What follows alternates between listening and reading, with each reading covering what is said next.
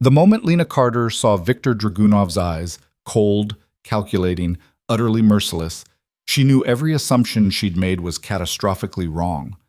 This wasn't some decrepit old man she could charm or deceive. This was a predator in his prime, and she was already caught. "You'll carry my child within 6 months," he said, his accent turning the promise into a death sentence. "Your father's debts die with your obedience." 20 years old, an ocean from home, surrounded by armed men, in a country where she didn't speak the language. Lena's ordinary life had just ended, and her nightmare was only beginning. If you're hooked, stay with me until the end of this story. Hit that like button and comment what city you're watching from, so I can see how far Lena's journey travels. The gallery opening had been perfect, almost offensively so. String lights casting warm amber across exposed brick, the scent of expensive wine and cheaper ambition, Lena's charcoal portraits finally getting the attention they deserved from people who mattered. She'd worn the black dress her roommate insisted made her look dangerous in a good way, and for 3 precious hours, she'd felt like someone who belonged in rooms like this. She should have known better. Her phone buzzed 7 times before she checked it. All from Dad. That alone sent ice through her chest. Her father never called anymore, not since the divorce, not since he'd chosen poker tables and loan sharks over parenting. The 8th call came as she stood on the gallery steps, cold November air cutting through her coat. "Lena," his voice cracked. "Baby girl, I need you to listen very carefully. Dad, I'm at an exhibition, my exhibition. They're coming for you." The words tumbled out fast, desperate. I fucked up so bad, and they said if I don't deliver you by midnight, they'll—" A sound she'd never heard from her father before. A sob. "I'm so sorry. I didn't know what else to do. The money was supposed to—" "What the hell are you talking about?" Lena's hand tightened around her phone. Around them, gallery patrons laughed, oblivious. "Who's coming?" "Russians. Ukrainians. I don't fucking know anymore." Her father's breathing came in sharp bursts. "Viktor Dragunov. That's the name they kept saying. He owns my debt now, and he doesn't want money, Lena. He wants—" The black sedan pulled up so smoothly she almost didn't notice. 2 men emerged, moving with the kind of precision that screamed military training. Dark suits, darker expressions, and eyes that found her instantly in the small crowd. "Dad?" Her voice dropped to a whisper. "Dad, there are men. Don't run." Her father's voice broke completely. "Please don't run. They said if you run, they'll make it worse. Just go with them. Maybe he just wants to scare me. Maybe, Miss Carter." The accent was thick, Eastern European, the consonants hard enough to cut. The taller man stood 3 feet away, hands visible, unthreatening, except everything about him threatened. "Please come with us. Mr. Dragunov is waiting." Lena's art professor stood nearby, wine glass frozen halfway to his lips. "Lena, do you know these men?" Did she run? Did she scream? 18 years of self-defense classes her mother had insisted on said fight, but the shorter man's jacket hung open just enough to reveal the shoulder holster, and his eyes promised he wouldn't hesitate. "It's fine." The lie tasted like copper. "Family thing." "Your phone, Miss Carter." The tall one extended his hand. "Please." She looked at the device still pressed to her ear, her father's ragged breathing the only sound she could focus on. "Dad!" "I'm sorry." He was crying openly now. "I'm so goddamn sorry." The phone disappeared into the man's pocket. Then his hand, gentle, almost courteous, guided her elbow toward the sedan. The back door opened. Interior leather, tinted windows, and a third man behind the wheel who didn't even glance back. "If you scream," the tall one said conversationally as he slid in beside her, "we will sedate you. The flight is long. Better you stay conscious, yes? Less frightening." "Flight?" Her voice came out smaller than she wanted. "Where—" "Mr. Dragunov will explain." He buckled her seatbelt like she was a child. "Sit still. Behave. This goes easier." The gallery lights receded through the rear window. Her professor stood on the steps, phone already out, probably calling. Who? Campus security? The police? And what would she even tell them? That she'd been politely kidnapped by men who hadn't technically threatened her, whose employer she'd never heard of because of debts she didn't know existed. The sedan merged into traffic. Boston's November darkness swallowed them whole. "I'm a student." Lena forced the words past the panic squeezing her throat. "I don't have money. Whatever my father owes is not about money." The tall one, she mentally labeled him Sergei because he looked like a Sergei, pulled out a tablet. "Your father, he borrow very much, $200,000 for gambling, for—" He waved dismissively. "Does not matter, he cannot pay. Normal situation, we take his business, his house, his car. But your father?" A cold smile. "He has nothing worth taking, nothing except you." The tablet screen illuminated his face. A document, official-looking, dense with legal language she couldn't parse at this speed. But certain words jumped out. Marriage contract, Heir production, term, indefinite. "That's insane." Her laugh came out broken. "You can't just, people don't—" "In your country, no." Sergei swiped to another page. "In Mr. Dragunov's world. Different rules. Your father, he understand this when he borrow from Bratva. When you borrow from Brotherhood, you pay. Always. One way or another." The shorter man, built like a concrete block with dead eyes, spoke for the first time. "You paint, yes? We see your gallery. Very nice." His English was worse, slower. "Maybe Mr. Dragunov let you paint. He appreciate beauty." "Let me?" Lena's hands clenched in her lap. "You're talking about me like I'm a fucking pet." "Pet? No." Sergei shook his head. "Wife. Important distinction. Pet has no rights. Wife of Viktor Dragunov?" He made an expansive gesture. "You will have everything. Clothes, jewels, security, best doctors, best food. You make him son you want for nothing rest of your life. And if I refuse?" She already knew the answer, but she needed to hear it. "Cannot refuse." Sergei's tone remained pleasant, conversational. "This is not negotiation. Your father already signed papers. You are 20 years old, adult, but debt is transferred. You come willingly or you come sedated. You marry willingly or you marry drugged. You conceive willingly." He let that hang in the air like poison. "Better you understand now. Easier for everyone." The airport was private, corporate. No TSA, no crowds, just a sleek jet waiting on the tarmac with its stairs already deployed. Lena's legs felt disconnected from her body as Sergei guided her across the asphalt, the November wind cutting through her gallery dress like it was made of tissue paper. "I need to call someone." Her voice cracked. "My roommate will think you left exhibition early. We already sent text from your phone." Sergei showed her the screen. "Got sick, heading home." "Don't wait up," complete with the stupid flower emoji she always used. "Your professor also received message. You have family emergency, leave school for semester. Very sad, but necessary." They'd thought of everything, every escape route closed before she'd even known she needed one. The jet's interior was obscene. Cream leather, polished wood, a bar that probably cost more than her entire year's tuition. A woman in a crisp uniform stood waiting, her smile professional and empty. "Miss Carter will need something for nerves," Sergei told her in Russian. Lena's 2 semesters of language study were enough to catch that much. But nothing too strong. Mr. Dragunov wants her alert on arrival. "I don't want—" Lena started, but the flight attendant was already preparing something, her movements practiced. "It's just Valium."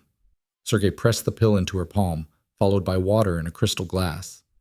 10-hour flight. You want to arrive screaming, shaking, or calm, ready to meet your husband with dignity.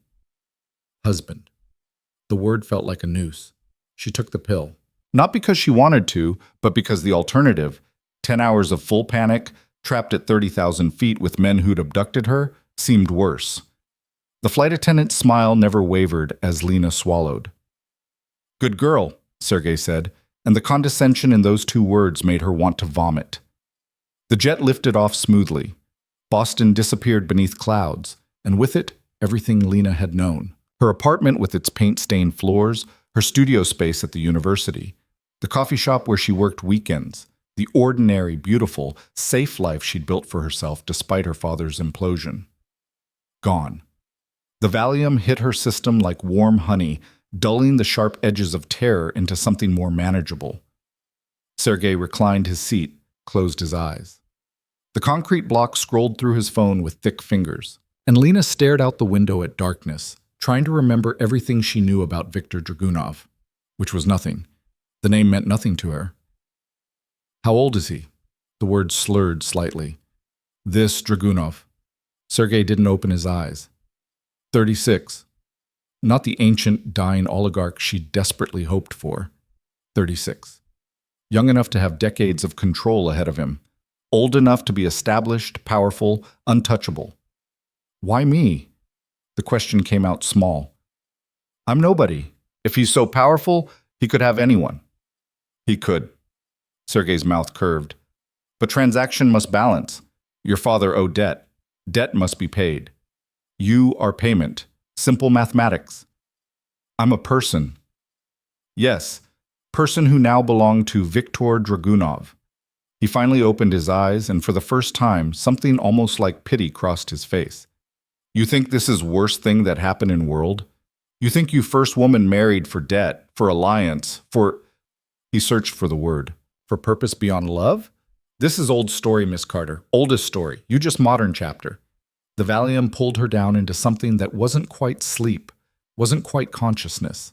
She dreamed in fragments, her father's voice breaking over the phone, the gallery lights receding, her own charcoal portrait staring at her with hollow eyes, judging her for walking into that sedan without fighting, without screaming, without... Turbulence jerked her awake. The cabin lights were dimmed. Sergei snored softly across the aisle. Outside the window, dawn light cut across clouds that stretched forever, and Lena realized she didn't even know what country she was flying toward. The flight attendant appeared with coffee, black and bitter. We land in 40 minutes, Miss Carter. There are clothes in the bathroom. Mr. Dragunov sent your measurements ahead. Please change before arrival. Measurements. He already knew her measurements. The violation of it made her hands shake as she took the coffee. The bathroom was larger than her college dorm room had been. The clothes waiting, designer labels she recognized from magazines, sizes that fit perfectly, felt like a tailor-made cage. Silk blouse, tailored pants, leather boots that probably cost more than her monthly rent. She caught her reflection in the mirror. Pale, hollow-eyed, her careful gallery makeup now smudged and ruined. She looked like a ghost. The descent began. Sergei woke, straightened his tie, became all business again. When you meet Mr. Dragunov, you show respect. You do not raise voice. You do not make scene. He is patient man, but patience has limits. Understand? Lena nodded, because what else could she do? The jet touched down smooth as butter. Through the window, she glimpsed mountains, snow-capped, massive, unfamiliar. Not American mountains. The architecture visible from the private terminal was all Eastern European elegance, cold and imposing. Where are we? Her voice came out hoarse. Home, Sergei said simply. You're home now. 3 more black sedans waited on the tarmac, men in suits, all cut from the same dangerous cloth. They surrounded her the moment she descended the stairs, not touching, but close enough that running was impossible. The morning air bit cold and sharp, so different from Boston's damp chill. The drive took 30 minutes through a city that looked like it belonged in a fairy tale.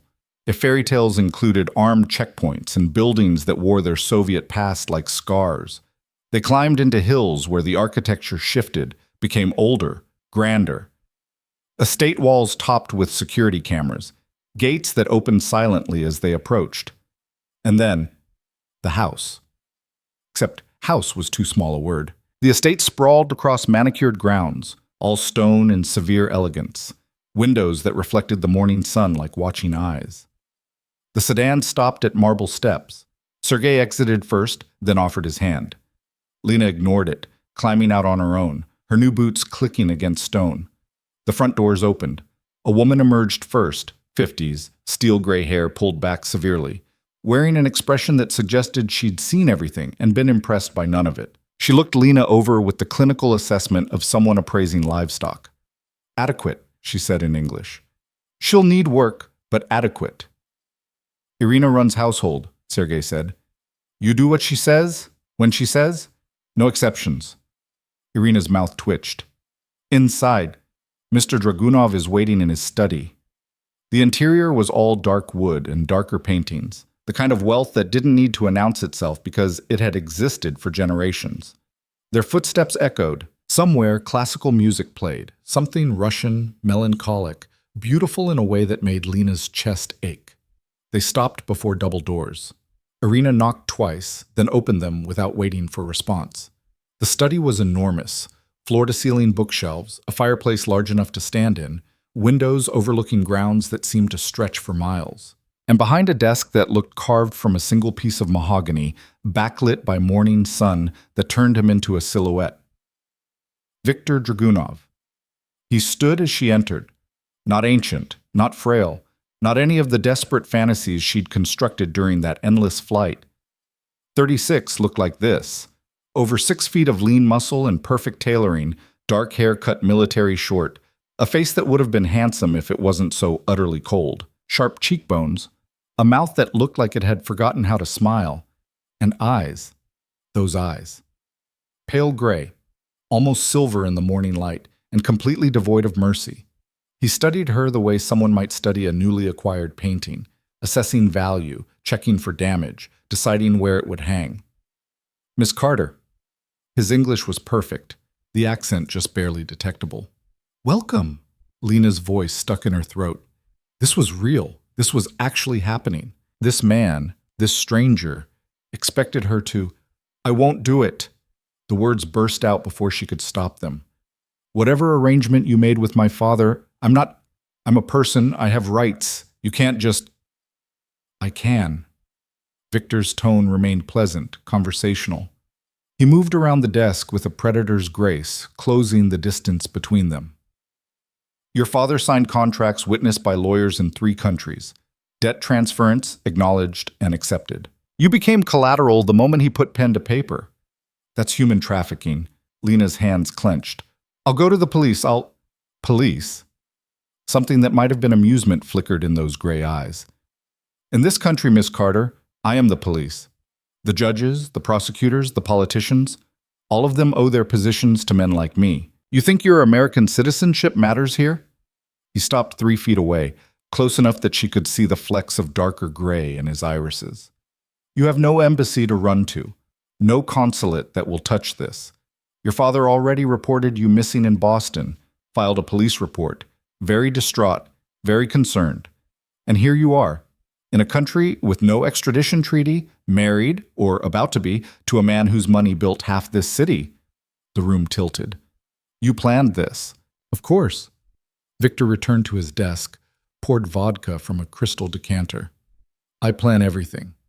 Your father's debt came to my attention 6 months ago.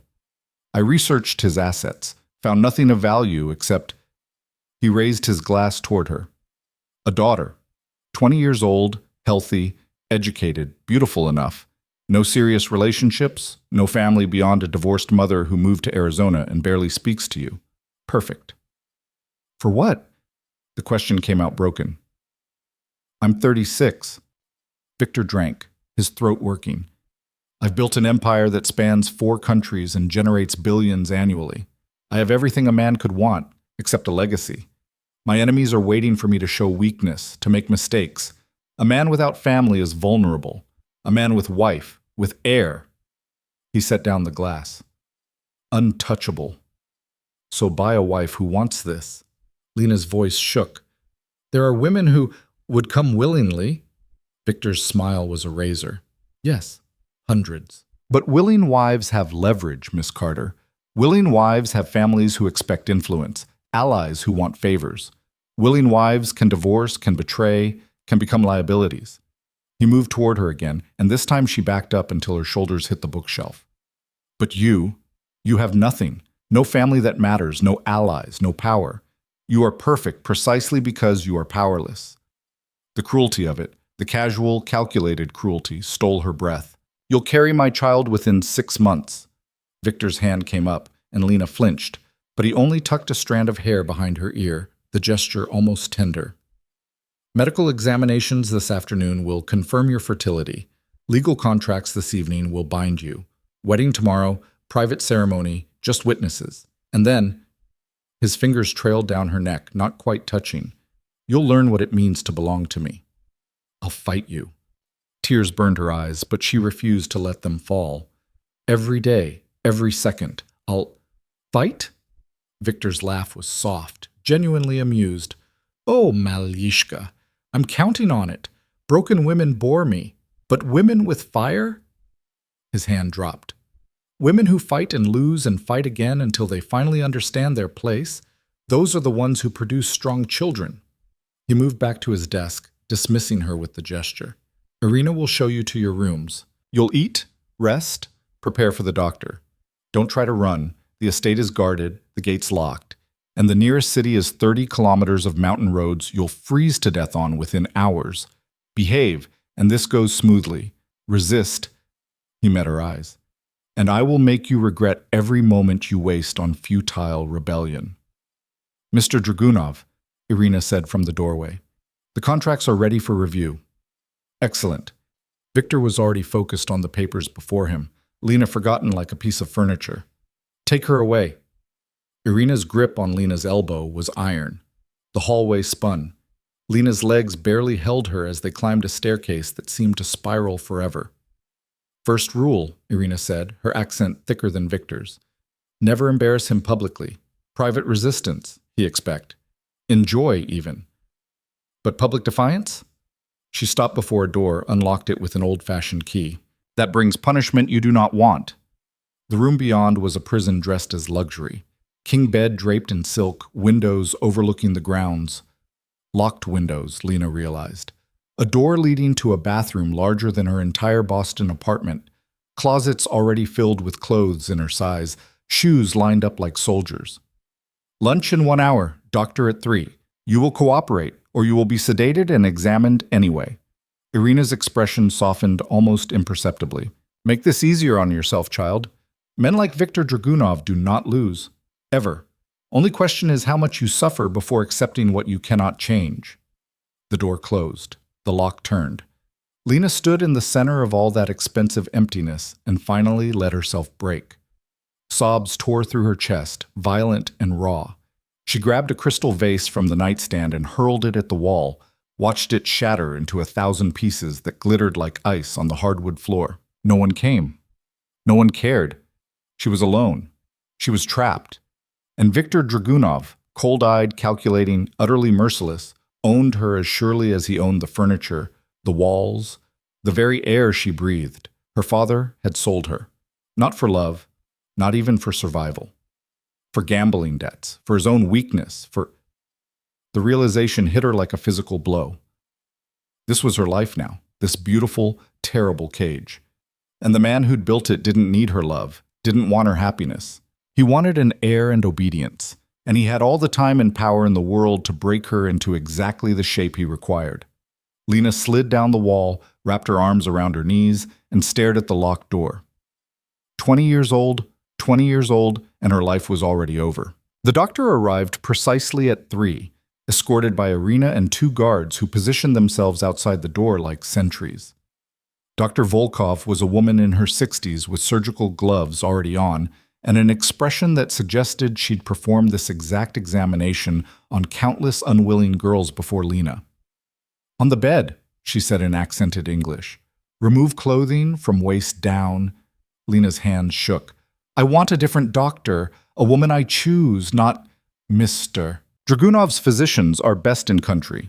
Dr. Volkov opened her medical bag with practiced efficiency. You want second opinion? You must first survive first opinion. Now undress, or guards do it for you. The humiliation of it burned through Lena's chest. She turned her back, stripped with trembling fingers, and lay on the bed staring at the ceiling while Dr. Volkov's cold hands violated every remaining shred of dignity she possessed. Blood drawn, samples taken, internal examination so clinical it felt like being processed at a veterinary clinic. Healthy, Dr. Volkov announced, snapping off her gloves. Fertile. No diseases, no complications. You make good babies. She pulled out a blister pack of pills. Birth control, you stop immediately. Prenatal vitamins, you start today. Alcohol, cigarettes, drugs, all forbidden. You want coffee? 1 cup morning only. I'm not taking those. Well, Lena sat up, pulling the sheet around herself. I'm not going to... You think you have choice? Dr. Volkov's laugh was harsh. Girl, I examined 5 women this month for Bratva marriages. All say no at first. All take pills eventually. Some take them willingly after understanding reality. Others, she shrugged. We crush pills in food, inject vitamins while sedated. Easier you cooperate. She left the pills on the nightstand like a threat. Lena stared at them after the doctor departed, after Irina locked her in again, after the sun began its descent toward the mountains, and the room filled with golden light that felt like mockery. The prenatal vitamins sat there, waiting. Lena grabbed the blister pack and hurled it across the room. Dinner arrived on a silver tray, roasted chicken, vegetables, bread still warm from the oven, and a small paper cup containing crushed vitamins mixed into what looked like applesauce. They weren't even pretending anymore. Lena ate everything except the applesauce, her stomach grateful despite her mind screaming that accepting their food meant accepting this reality. She was exploring the bathroom, marble everywhere, a tub large enough to swim in, toiletries and brands she recognized from magazine advertisements, when she heard the lock turn. Victor stood in the doorway, still in his suit but with his tie loosened, holding a leather folder. The contracts, he said, crossing to the desk by the window. Come sign. No, not a request. He opened the folder, revealing pages dense with legal text in 2 languages. These formalize our arrangement, marriage terms, financial provisions, custody agreements for future children. Your signature makes this legal in ways that protect us both. Lena stayed by the bathroom door. Protect us? You kidnapped me. I collected debt. Victor pulled out a pen. Expensive, heavy, the kind that signed important things. Your father's signature is already here. Yours goes beside it. Once married, you receive allowance of $50,000 American dollars monthly, access to all estate facilities, protection of my name and resources. In exchange, I become your breeding stock. His jaw tightened almost imperceptibly. You become my wife, mother to my children, mistress of this household. There are women who would kill for such position. Then marry one of them. Lena's voice rose. Let me go. Find someone who actually wants this nightmare. Victor set down the pen with controlled precision. Do you know what happens to women in your situation who refuse cooperation, who fight every step, make themselves useless? He moved toward her, slow and deliberate. They disappear. Quietly. Their fathers receive condolence messages, tragic accident, so sorry for loss. And debt remains unpaid, transferred to next available family member. He stopped close enough that she could smell his cologne, something expensive and cold. Your mother in Arizona. She has small house, yes? Mortgage almost paid off? She would make poor collateral, too old for children, but his smile was a knife. Organs sell very well, kidneys especially. The floor dropped from under Lena's feet. You wouldn't. I would do whatever necessary to balance books. Victor's hand came up, gripped her chin, forced her to meet his eyes. You think I am a monster? Maybe. But I'm a monster who keeps promises. Sign contracts, behave, give me air. Your mother lives peaceful life in Arizona, never knowing what you sacrificed. Refuse? His thumb pressed against her lower lip. I have her address. Her routine. She walks same path every morning, yes? Coffee shop on corner, then home through park? Lena's breath came in short gasps. Please. Please. Victor released her, returned to the desk. Begging already? I thought you had more fight. He held out the pen. Sign. Or I make phone call, and by morning your mother learns what happens when Carter family does not pay debts. Her legs barely carried her to the desk. The contracts blurred through tears she refused to shed. Page after page of legalese that reduced her entire existence to property terms and breeding schedules. Her hand shook so badly the first signature came out illegible. Again. Victor guided her hand, his fingers warm against her cold skin. Legible this time.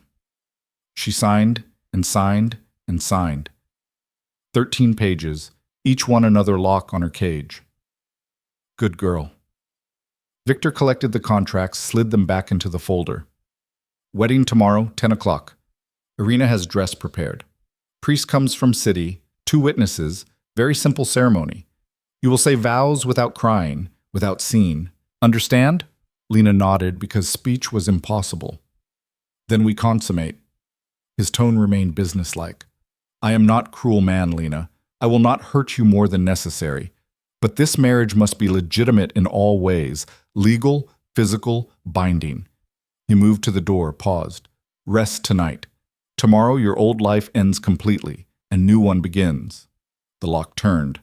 Lena collapsed into the chair he'd vacated, staring at the desk where she'd signed away everything. Her hands still trembled.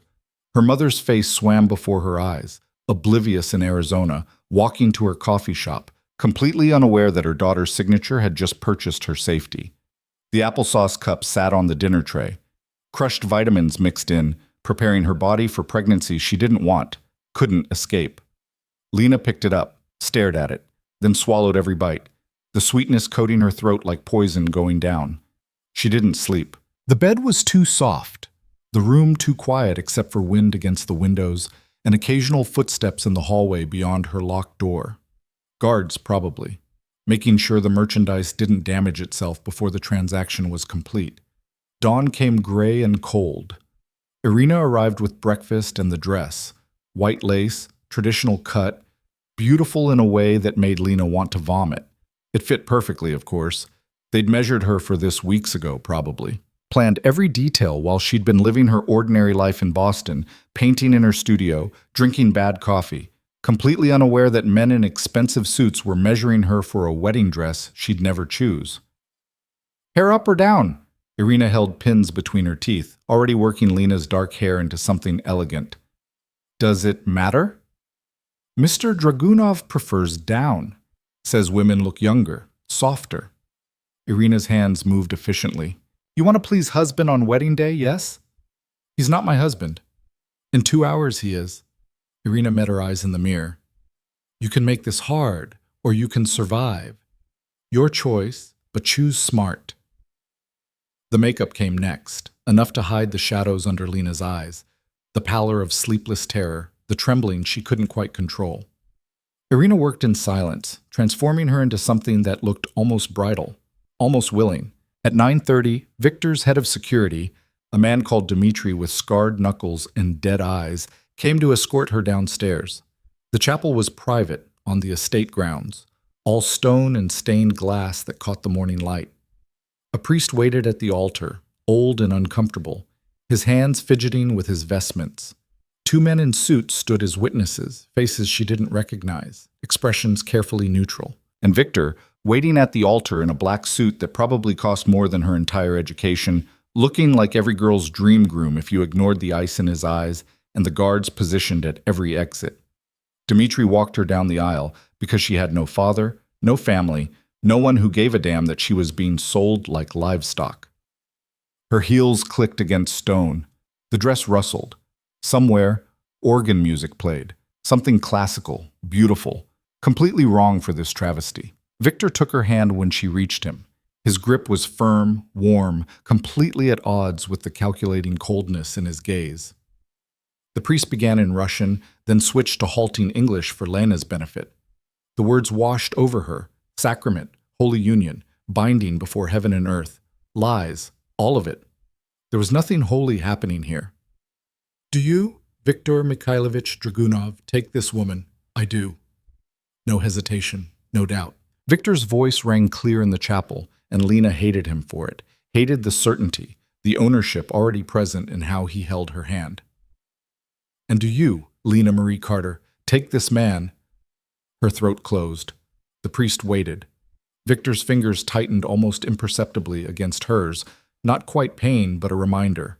Her mother's face flashed before her eyes. The threat that hung over everything. The word stuck. I do. Then by power vested in me, the priest rushed through the rest like he wanted this over as quickly as she did. I pronounce you husband and wife. Victor kissed her. Not gently, not cruelly, but with clinical efficiency, a seal on a contract, nothing more. His lips were warm against hers, and Lena's entire body went rigid with revulsion. The witnesses applauded politely. The priest collected his payment and fled, and just like that, Lena Carter became Lena Dragunov, wife to a man she despised, property legally bound in ways even her father's debt hadn't accomplished. "Smile," Victor murmured against her ear. "Dmitri is taking photographs for records." She couldn't. Her face felt frozen, shattered into pieces she couldn't reassemble. But Victor's arm around her waist held her upright as cameras flashed, documenting this nightmare for whatever legal purposes required proof. The reception was worse. A formal lunch with Victor's inner circle, men who looked at her like they were assessing an investment, wives who wore their jewelry like armor and their smiles like weapons. Lena sat at Victor's right hand, pushed food around her plate, and tried not to scream as conversation flowed in Russian around her, occasionally dipping into English when someone addressed her directly. "You are artist, yes?" One of the wives, Katya, young and beautiful, and clearly terrified of her own husband, leaned across the table. "Victor says you paint." "I did." Lena's voice came out flat. "Before. Perhaps you continue here." Katya's smile didn't reach her eyes. "Good to have hobby. Keeps mind occupied." Occupied from what? From the reality that she was now trapped in a foreign country, married to a criminal, expected to produce children for a man who viewed her as livestock? Victor's hand found her knee under the table, squeezed once. Warning or comfort, she couldn't tell. Didn't care. She was drowning in expensive wine and polite conversation, and the knowledge that when this lunch ended, when the guests departed, she and Victor would be alone and the last pretense of civility would evaporate. The afternoon stretched endlessly. Finally, as the sun began its descent, the last guest departed. Irina cleared the dining room. Guards returned to their posts, and Victor stood, offered his hand. "Come." Lena's stomach dropped. "Where?" "My rooms." His expression remained neutral. "You are wife now. This is wedding night." "I can't." Her voice broke. "Please, I need more time." "No." Victor pulled her to her feet, not roughly but with absolute certainty. "Delaying makes nothing easier. Better we do this now, establish expectations." He led her through hallways she didn't recognize, upstairs to the east wing she hadn't yet seen. His suite occupied the entire top floor, sitting room, office, and bedroom that looked like something from a luxury hotel, all dark wood and masculine elegance. Lena stood just inside the doorway, her wedding dress suddenly feeling like a shroud. Victor poured vodka, drank it in one swallow, then turned to face her. "I am not monster you think I am," he said quietly. "I do not enjoy forcing women, but this marriage must be consummated, for legal reasons, for—" He stopped. "You understand necessity, yes?" "I understand you're going to rape me." The words came out hard, clear. "Call it whatever you want, but that's what this is." Something flickered in his eyes, anger maybe, or recognition of truth he didn't want to acknowledge. "Your father's debt? I don't give a damn about my father's debt." Lena's voice rose, cracked. "He's a gambling addict who sold his own daughter. You want to punish someone? Punish him. But I'm 20 years old, I had a life, I had dreams, and you took everything because you wanted a fucking broodmare who couldn't say no."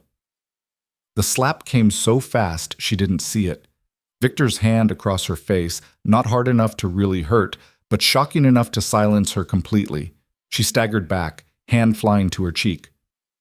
"Do not compare yourself to animal." Victor's voice remained level, controlled. "You are my wife, mother of my future children. You will be treated with respect appropriate to that position. But respect flows both ways, Lena. I am your husband. You do not raise voice. You do not insult. You do not—" He stopped, ran a hand through his hair. "I do not want to hurt you, but you must understand your place." Lena's cheek burned. Tears finally spilled over, hot and shameful. "I hate you." "Yes, I know." Victor closed the distance between them, and this time when he touched her, his hands were almost gentle. "But hate or not, we are bound now. Legal, permanent. You can make this war, fighting me every day, making us both miserable. Or you can accept what cannot change and find peace in your new life." "There's no peace in captivity." "No?" His fingers found the zipper of her dress, began pulling it down with slow deliberation. "I offer you wealth, security, protection. Life of luxury most women only dream of. Children who will want for nothing. In exchange, I ask obedience, Heir, and the dress pooled at her feet. Your body when I require it. Lena stood in her slip and heels, shaking, hating every second. Victor's eyes traveled over her. Not with lust exactly, but with that same assessing gaze from the study. Cataloging, evaluating, deciding. Bed, he said. Now. She couldn't move. Her legs refused orders. Victor sighed, lifted her, actually lifted her like she weighed nothing, and carried her to the massive bed, set her down on sheets that probably cost more than her entire wardrobe back home. I will try to be gentle. He stripped off his jacket, began unbuttoning his shirt. But I make no promises. This is business, Lena. Transaction. The sooner you accept, the easier it becomes. What happened next was mechanical, efficient, and utterly devoid of anything resembling intimacy. Victor did exactly what he said, tried not to hurt her more than necessary, but made no concessions for her comfort, her terror, her complete unwillingness. He took what he'd paid for, what the contracts gave him legal right to, what her father's signature had promised. And when it was over, when he'd rolled away and lay staring at the ceiling with his breathing slowly returning to normal, Lena curled into herself and tried to find some piece of her soul that this hadn't touched. You will sleep here tonight. Victor's voice came from somewhere far away. Tomorrow, Irina begins your training, language lessons, combat training, etiquette for society functions. You will learn to be proper wife to man of my position. Lena didn't answer, couldn't. Lena, his hand found her shoulder. Answer me. Fine. The word came out broken. Whatever you want. Not what I want, what is necessary. He got up, pulled on a robe. I have work, sleep. Tomorrow begins early. He left through a connecting door to his office. Lena lay in the massive bed, in silk sheets that smelled like him, in a room that felt like a tomb, and wondered if it was possible to die from hopelessness alone. She didn't die. Hours passed. Eventually, exhaustion claimed her, dragging her into sleep filled with nightmares of locked doors and her father's voice breaking over the phone and Victor's pale eyes promising that resistance was futile. When she woke, dawn light streamed through windows she hadn't noticed the night before. Victor was already gone. Only the rumpled sheets on his side of the bed proved he'd been there at all. A note sat on the nightstand. Breakfast at 8. Irina will collect you. Wear clothes she provides. Do not keep her waiting. V. Even his handwriting was controlled, precise, utterly without warmth. Lena showered in Victor's bathroom, scrubbing her skin until it hurt, trying to wash away the feeling of his hands, his weight, the clinical way She vomited into the toilet, heaving until nothing remained but bile and shaking. Irina arrived at 7:45. The clothes she brought were practical, fitted pants, sweater, boots designed for movement rather than appearance. Eat quickly, she said. Training begins 9 o'clock sharp. The breakfast was elaborate, more food than Lena could imagine eating. She managed tea and toast before Irina ushered her to a part of the estate she hadn't seen, a converted ballroom now serving as a training facility. Mats on the floor, weapons on the walls, and a man built like a tank waiting in the center. This is Alexei, Irina announced. Former Spetsnaz. He trains all Bratva wives in self-defense. Alexei looked Lena over with professional disinterest. You know how to make fist? I took self-defense in college. College? He spat the word like it tasted bad. Here, you learn real defense, not pretty moves for campus safety. Real combat. Someone grab you, you break fingers, someone attack, you go for eyes, throat, groin. No rules, no mercy. Understand? Lena nodded. Good. We start now. The next 3 hours were brutal. Alexei didn't care that she was exhausted, traumatized, barely holding herself together. He showed her holds, breaks, strikes, all of it practical, vicious, designed to inflict maximum damage. When she moved too slowly, he corrected roughly. When she hesitated, he demonstrated on her until she understood the consequences of weakness. By noon, Lena's entire body ached. But something else was happening too. A small, fierce spark of something that wasn't quite hope, but wasn't surrender either. These skills, this training, it was survival. And survival meant she wasn't dead yet. Language lessons came next. A woman named Olga, patient and thorough, drilling Lena in Russian basics. Greetings, common phrases, the words she'd need to navigate this new life. 3 hours of repetition until Lena's head pounded. Then etiquette. Irina herself handled this, demonstrating proper behavior for social functions Lena would be expected to attend as Victor's wife. How to stand, how to speak, what topics were acceptable and which would embarrass her husband. You represent him now, Irina said firmly. Your behavior reflects on his power, his control. You act like spoiled American girl. You make him look weak. Weak men do not survive in Bratva. The schedule was relentless. Training, language, etiquette, lunch eaten quickly between lessons, then more of the same until dinner. By the time Irina finally released her at 8, Lena could barely climb the stairs to Victor's suite. He was waiting in his sitting room, reviewing documents, looked up when she entered. How was first day? Lena collapsed onto the sofa, every muscle screaming. Your trainer's a sadist. Alexei is effective. Victor set aside his papers. In 6 months, you will thank him. Woman who cannot defend herself is liability. Woman who can fight. He almost smiled. Becomes asset. I'm not an asset. I'm a person. You are both. Victor poured vodka, offered her a glass. Drink.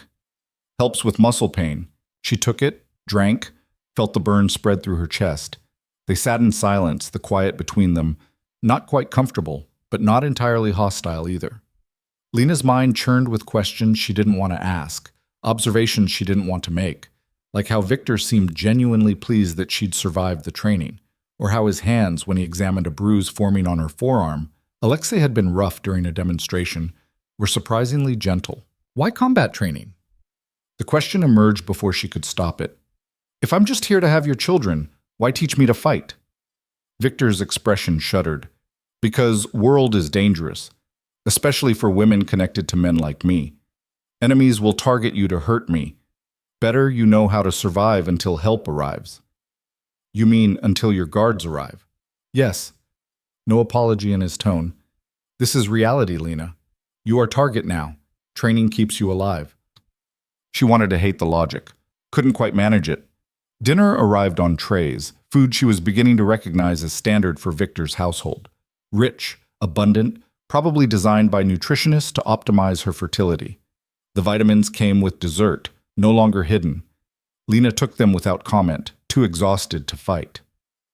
Victor watched her. You did not cry today. What? During training, Olga said you were frustrated, angry, but you did not cry. Good. Tears are manipulation tool or sign of breaking. You are neither. Lena met his eyes. You want me to break? No. He leaned back, studying her. I want you to bend, to accept. Breaking is useless. Broken women cannot raise strong children, but accepting reality, learning to thrive within limits? He nodded slowly. That is what I need. The honesty of it was somehow worse than cruelty. He didn't want to destroy her. He wanted to reshape her into something useful, something that fit the role he'd designed. What if I can't? Lena asked quietly. What if I fight you until one of us dies? Victor considered this. Then you die, he said finally, and I find another woman to carry my children. But I think you stronger than that. I think you survive because survival is in your blood. American stubbornness, yes? Something that might have been respect flickered in his expression. Your country built on people who refuse to quit. This fight in you, this anger, I do not want to extinguish, I want to redirect. Into what? Partnership. Victor stood, moved to the window overlooking dark grounds. I do not need submissive doll, Lena. I need intelligent woman who understands power, who can stand beside me in public and manage household, who can raise children to be strong, cunning, capable. He turned back. You think I am a monster? Maybe true. But monsters need queens, not victims. The word hung between them. Queen. As if this were some fairy tale instead of a nightmare wrapped in expensive sheets. But as Lena climbed into bed that night, as Victor joined her and pulled her against his chest with the casual possessiveness of ownership, she found herself wondering if maybe, just maybe, there was a third option between breaking and dying. Not acceptance, not surrender, but adaptation, evolution. becoming something he didn't expect, couldn't fully control. Her hands, wrapped in Alexei's lesson bruises, curled into fists beneath the blankets. She wasn't broken yet. And if she was going to survive this, she needed to be smarter, stronger, more dangerous than Victor anticipated. The training would continue. The language lessons, the etiquette, the slow transformation into a proper Bratva wife. But underneath it all, Lena made herself a promise in the darkness. She would learn everything they taught her, master every skill, every weapon, every word. And someday, when Victor finally decided she was trustworthy enough, valuable enough, she would find a way out of this cage he'd built, or she would burn it down around them both. 3 months into the marriage, Lena could disarm a man twice her size and conduct basic conversations in Russian without Olga's patient corrections. The transformation should have felt like progress. Instead, it felt like watching herself disappear piece by piece, replaced by someone Victor could actually use. The morning sickness started on a Tuesday. Lena barely made it to the bathroom before vomiting up her breakfast, her hands shaking against the cold marble as her stomach turned inside out. When she emerged, pale and trembling, Irina was waiting with a knowing expression and a pregnancy test. "No," Lena said. "It's too soon. It's only been 3 months," Irina held out the test. "Long enough. Mr. Dragunov will want confirmation." The test came back positive, then another, then doctor. Volkov arrived with her cold hands and colder bedside manner, performing an ultrasound that confirmed what Lena already knew in her bones. 6 weeks pregnant, due in early spring. Victor's reaction was controlled satisfaction, a slight curve of his mouth, a possessive hand on her still flat stomach, and immediate orders to increase her security detail. No more training with Alexei until after the birth. Modified schedule, restricted access to certain parts of the estate, vitamin regimens that made Dr. Volkov's previous prescriptions look casual. "You are carrying Dragunov Heir now," Victor said that night, his hand still resting on her abdomen as they lay in bed. "Nothing matters more than protecting this child. Not our child, not even my child. This child." Like the baby was already separate from her, already his property before it even had a heartbeat she could hear. But the nausea made fighting impossible. Lena spent the next 2 weeks barely able to keep food down, exhausted by 10 in the morning, her body staging its own rebellion against the new reality taking root inside her. Victor hired a nurse, another stern woman named Natasha, who monitored Lena's vital signs like she was a particularly expensive piece of machinery that needed maintenance. The only reprieve came from an unexpected source. Victor's younger sister Katerina arrived from Moscow, a whirlwind of expensive perfume and genuine warmth that felt alien in the cold estate. She was 28, unmarried by choice, according to Irina's whispered gossip, and the only person who seemed to view Lena as something other than a walking incubator. "You look terrible," Katerina announced in perfect English, sweeping into Lena's sitting room without knocking. "Victor said you were ill, but I did not expect corpse." Lena managed a weak laugh from her position on the sofa. "Nice to meet you too?" "Katya. Only Victor calls me Katerina when he is angry." She settled into the chair across from Lena, crossing long legs. "So, brother finally produces heir. Whole family very excited. Very surprised he chose American girl, but..." She shrugged. "Victor always does unexpected things." "He didn't choose me. He bought me." Katya's expression shifted, something like sympathy flickering across her elegant features. "Yes, I know. He told me about your father's debt." She leaned forward.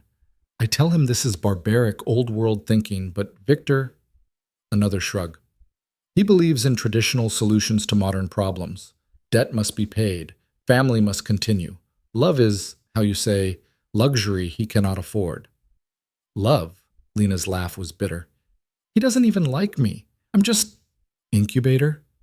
"Yes, I hear this word from Irina." Katya pulled out a cigarette, then remembered herself and put it away. "But you are wrong about Victor. He does not do things halfway. If he bothers to keep you healthy, comfortable, if he gives you training and education instead of locking you in room like pet..." She met Lena's eyes. "This means something. Maybe not love, but respect at least. Recognition of worth. Worth as a mother to his children." Worth is worth. Katya stood, moved to the window. I tell you secret about my brother. When he was 20, he had wife. Real wife, love match. Svetlana. Beautiful, kind, perfect for him. Her voice went flat. She died. Car bomb meant for Victor. He found her body himself. The information landed like a physical blow. Lena sat up straighter, nausea temporarily forgotten. He never mentions. Katya turned back. After Svetlana, Victor becomes what you see now. Cold, calculating, all business. He swears never to marry for love again, never to give enemies leverage through his heart. So when he needs heir, he chooses differently. Someone he cannot love. Someone who is transaction only. She tilted her head. Safer for everyone, he thinks. No emotions to weaponize. That's insane. That is survival in our world. Katya returned to her chair. But here's the thing. Victor forgets that transactions can become something else, that respect can grow into trust, trust into partnership. He thinks he controls this, controls you, but pregnancy changes everything. Baby makes you family, not just asset. Lena wanted to believe her, desperately wanted to think that the life growing inside her could somehow transform this nightmare into something bearable. But Victor's hand on her stomach had been possessive, not tender. His satisfaction had been about securing his legacy, not about becoming a father. Over the next 2 weeks, though, something did begin to shift. Victor started joining her for lunch instead of eating in his office, asking Natasha about her symptoms with what seemed like genuine concern. He brought her books in English when he noticed her struggling with Russian novels, commissioned a studio space in the East Wing, complete with natural light and proper ventilation for when she felt well enough to paint again. Why are you doing this? Lena asked one afternoon as Victor supervised the installation of professional easels and a cabinet full of art supplies she recognized from the expensive catalogs she used to drool over in college. You need occupation, he said simply. Boredom makes women depressed. Depression is bad for baby. So this is still just about... No. Victor cut her off, his jaw tight. Is about you. You are artist. Artist who cannot create becomes, he searched for the word, hollow. I do not want hollow wife. The admission caught her off guard. Before she could respond, Victor's phone buzzed. His expression changed instantly, something dangerous sliding behind his eyes. I must go, he said, already moving toward the door. Stay in suite. Do not leave until I return. What's happening? Business. The door closed behind him, the lock engaging automatically. Lena stood alone in her new studio, surrounded by supplies she'd once dreamed of owning, locked in like always. But through the windows, she could see increased activity on the grounds, guards moving with purpose, vehicles arriving, the kind of controlled urgency that suggested something serious was happening. She was standing at the window when the first explosion rattled the glass. The sound came from the south wall, a deep concussive boom that sent birds scattering from the trees and set off car alarms across the estate. Lena stumbled back from the window, heart hammering. Another explosion, closer this time. Then gunfire, rapid and sustained, the chatter of automatic weapons she recognized from movies but had never heard in real life. The door to her suite burst open. Not Victor, but Dmitri, the head of security, his face grim. Come, now! What's happening? Chechens. They breached south wall. He grabbed her arm, hauled her into the hallway where 4 more guards waited. Safe room, 3rd basement, move. They ran. Lena's pregnancy-weakened legs struggled to keep pace as Dmitri and his men rushed her through corridors she'd never seen, down stairs that descended into the estate's foundation. More gunfire above them now, closer, shouting in Russian and another language she didn't recognize. The metallic scent of smoke filtering through the ventilation. The safe room was exactly what it sounded like. Reinforced steel door, concrete walls, supplies for extended siege. Dmitri shoved Lena inside, positioned 2 guards at the entrance. You stay here. Do not open door for anyone except Mr. Dragunov or myself. Understand? Where's Victor? Fighting. Dmitri's expression was stone. This is professional hit, coordinated attack. They want him dead. His eyes dropped to her stomach. Maybe want you dead too. Eliminate heir before it is born. The door slammed shut. The lock engaged with a sound like a tomb ceiling. Lena was alone in the concrete box with emergency lights, bottled water, and the muffled sounds of violence happening somewhere above her head. She sank onto the bench against the wall, wrapped her arms around her stomach, and tried not to think about what was happening up there. Tried not to think about Victor, cold, controlled Victor who'd bought her like property, fighting for his life. Tried not to think about dying down here in this hole, her and the baby she hadn't wanted but now desperately needed to protect. Time became meaningless. The gunfire continued, sometimes loud, sometimes distant. Once, an explosion close enough to make dust rain from the ceiling. Lena's hands never left her stomach, as if she could shield the tiny cluster of cells inside her through sheer will. When the door finally opened, she'd lost track of how long she'd been down there. Hours, certainly. Maybe longer. Victor stood in the entrance, and for a second Lena didn't recognize him. Blood splattered his shirt and face, too much to all be his, though she could see a gash across his forearm still bleeding freely. His eyes were wild, feral, nothing like the controlled man she'd grown accustomed to. This was Victor stripped down to something raw and dangerous, still riding the adrenaline of violence. "You are hurt?" His hands were on her before she could answer, checking for injuries with a thoroughness that bordered on frantic.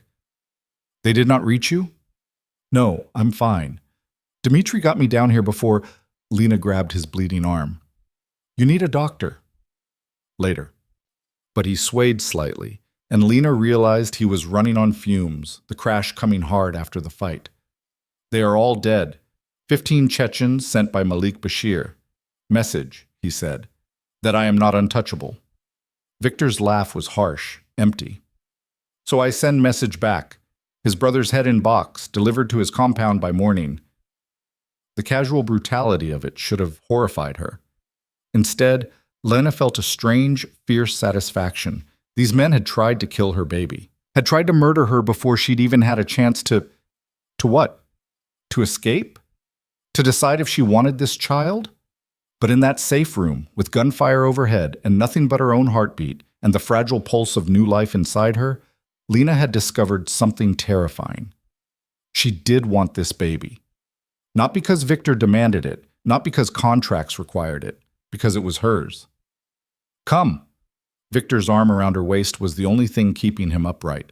"We go to medical suite. Dr. Volkov checks you, checks baby. Then we deal with aftermath." The estate was a war zone. Bodies being removed, blood being scrubbed from marble, bullet holes in walls that had stood for 200 years. Victor's men moved with grim efficiency, cleaning up evidence, securing the perimeter. Katya stood in the main hall directing staff, her elegant dress splattered with what looked like blood. Whether hers or someone else's, Lena couldn't tell. "She fought?" Lena asked as Victor guided her past. Katya was Spetsnaz before she decided being fashion designer was more fun. Victor's mouth twitched. "She kills 3 men with kitchen knife while protecting staff. Very proud of her." Dr. Volkov was already waiting in the medical suite, her supplies laid out with typical efficiency. She examined Lena thoroughly while Victor sat in the corner being stitched up by another doctor, his eyes never leaving Lena's face. "Baby is fine, doctor," Volkov announced finally. "Heartbeat strong, no signs of distress. Mother's blood pressure elevated but expected given circumstances. Both will recover." The relief that crossed Victor's face was so naked, so genuine, that Lena felt something crack in her chest. This wasn't the calculating crime lord who'd bought her. This was a man who'd just fought through 15 attackers and was only now allowing himself to feel fear. Not for himself, but for her and the child she carried. "Thank you," he said quietly to Dr. Volkov. Then to Lena, "You need rest. So do you." The words came out before she could stop them. "You look like death." "Yes, well," Victor stood with obvious effort. "Death and I are old friends. He does not frighten me." His hand found hers, squeezed once. "But thought of losing you, losing child." He stopped, jaw working. "That frightens me." They made it to his suite, barely. Victor collapsed onto the bed, still in his blood-stained clothes, exhausted beyond functioning. Lena should have gone to her own room, the suite across the hall that she technically still maintained despite spending every night in Victor's bed. Instead, she climbed in beside him, curled against his injured side carefully, and let herself feel something she'd been fighting for 3 months. Not love, not forgiveness for what he'd done, how he'd stolen her life, but partnership, maybe. Recognition that they were bound together now in ways that went beyond contracts and coercion, that this baby growing inside her had just become the most important thing to both of them, for different reasons maybe, but with equal ferocity. Victor's arm came around her, pulled her closer. "I should have protected you better," he murmured into her hair. "Should have anticipated Bashir would retaliate for—" He stopped. "This is my fault. You couldn't have known. It's my job to know." His hand found her stomach again, spread across the slight curve that was just beginning to show. "I bring you into this world, make you target. Your life was ordinary, safe. Now I'm learning to survive in a different kind of life." Lena placed her hand over his. "I didn't choose this, but—" She struggled for words. "But this baby chose both of us, I guess. And if Chechens are going to try to kill it, then we better damn well keep it alive." Victor's chest shook. Laughter, or something else, she couldn't tell. "You sound like Bratva wife, fierce, protective of family." "I sound like a mother." The word felt foreign in her mouth. "Which I guess I'm going to be, whether I planned it or not." They lay in silence, both too wired to sleep despite exhaustion. Outside, the sound of cleanup continued.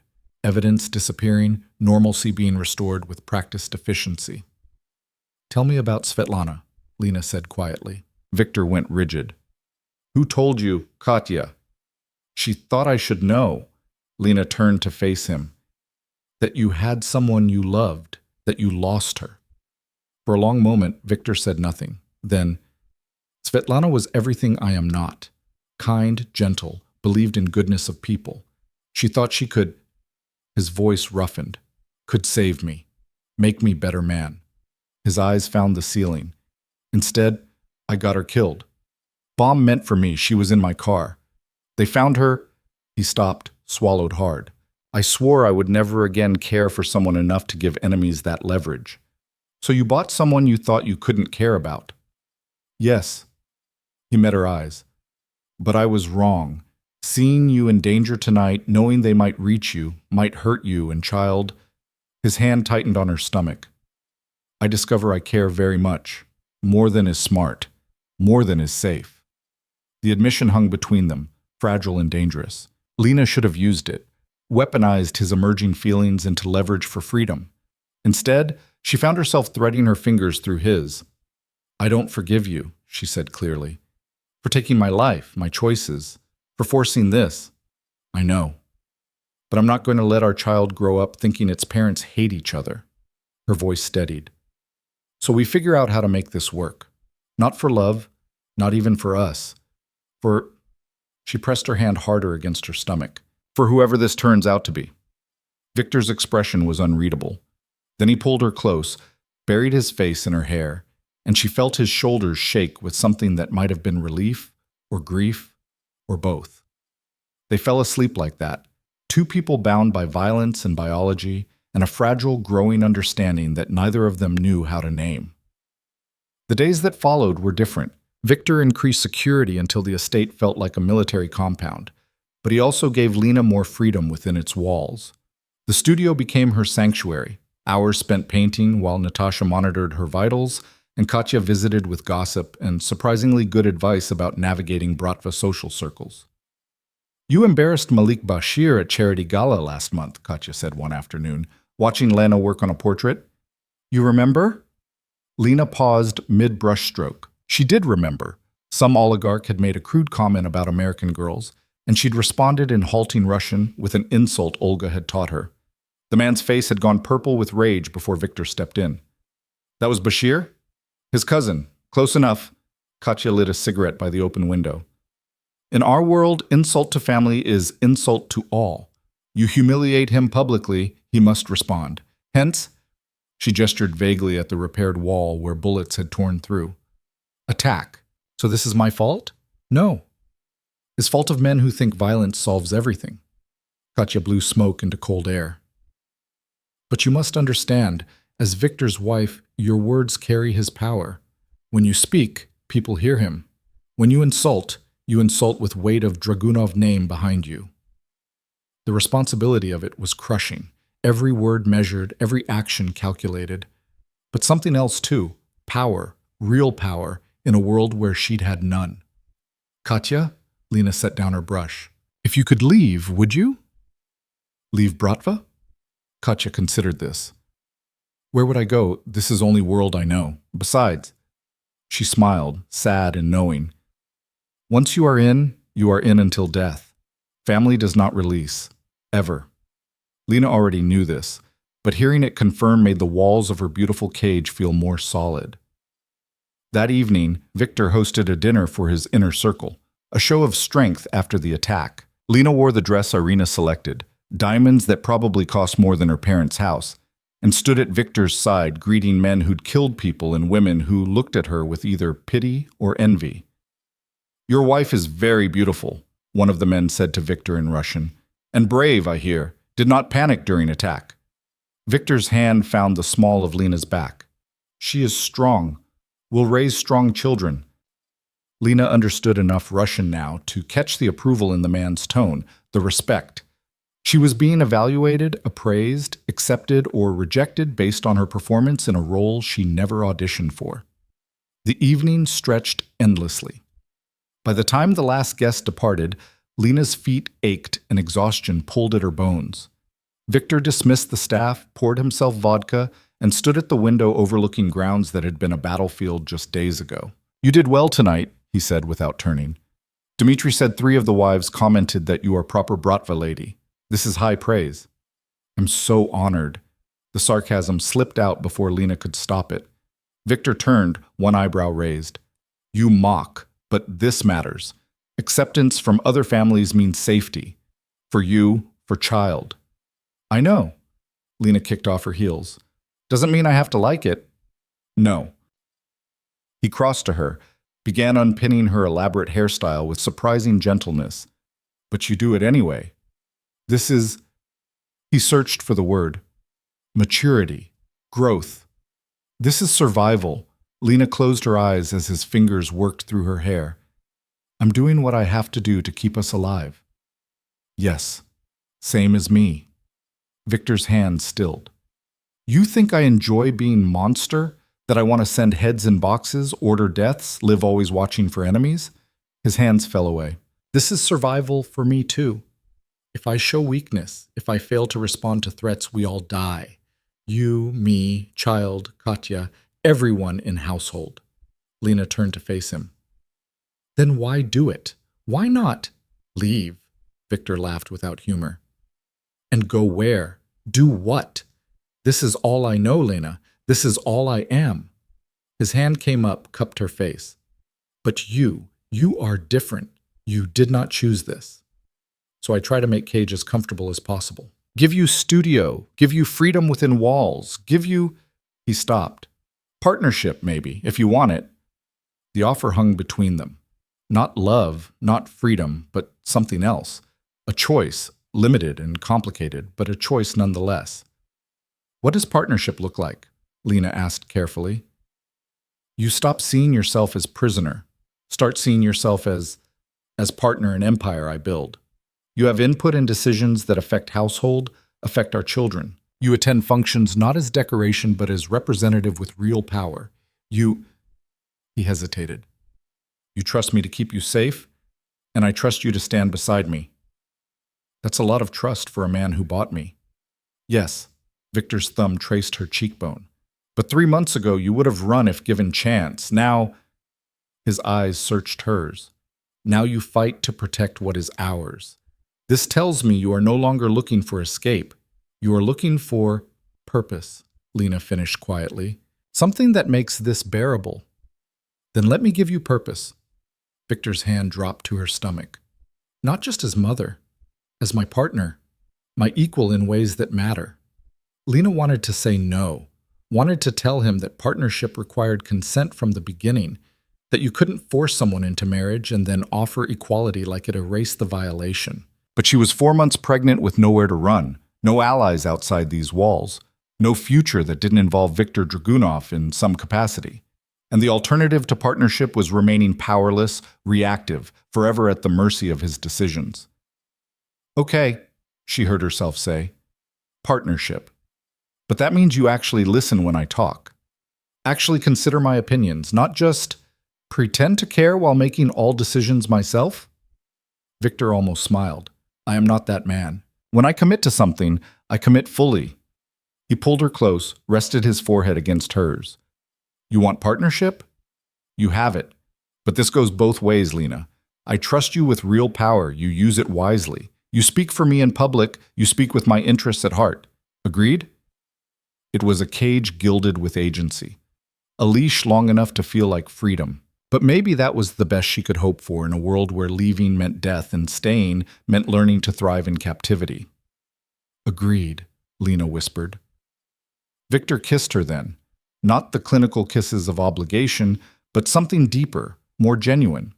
And Lena kissed back, her hands finding his hair, pulling him closer, because partnership required participation, and maybe, just maybe, she could learn to want the life she couldn't escape. The baby kicked for the first time that night as they lay tangled together, a flutter so faint Lena almost missed it. But Victor felt it too, his hand pressed against her stomach, and his expression transformed into something wondering and afraid and utterly human. Our child, he said softly. Really ours now. And Lena, looking at his face in the darkness, realized that somewhere in the past 4 months of captivity and coercion and calculated survival, she'd stopped thinking of the baby as just Victor's heir or her burden. It had become theirs.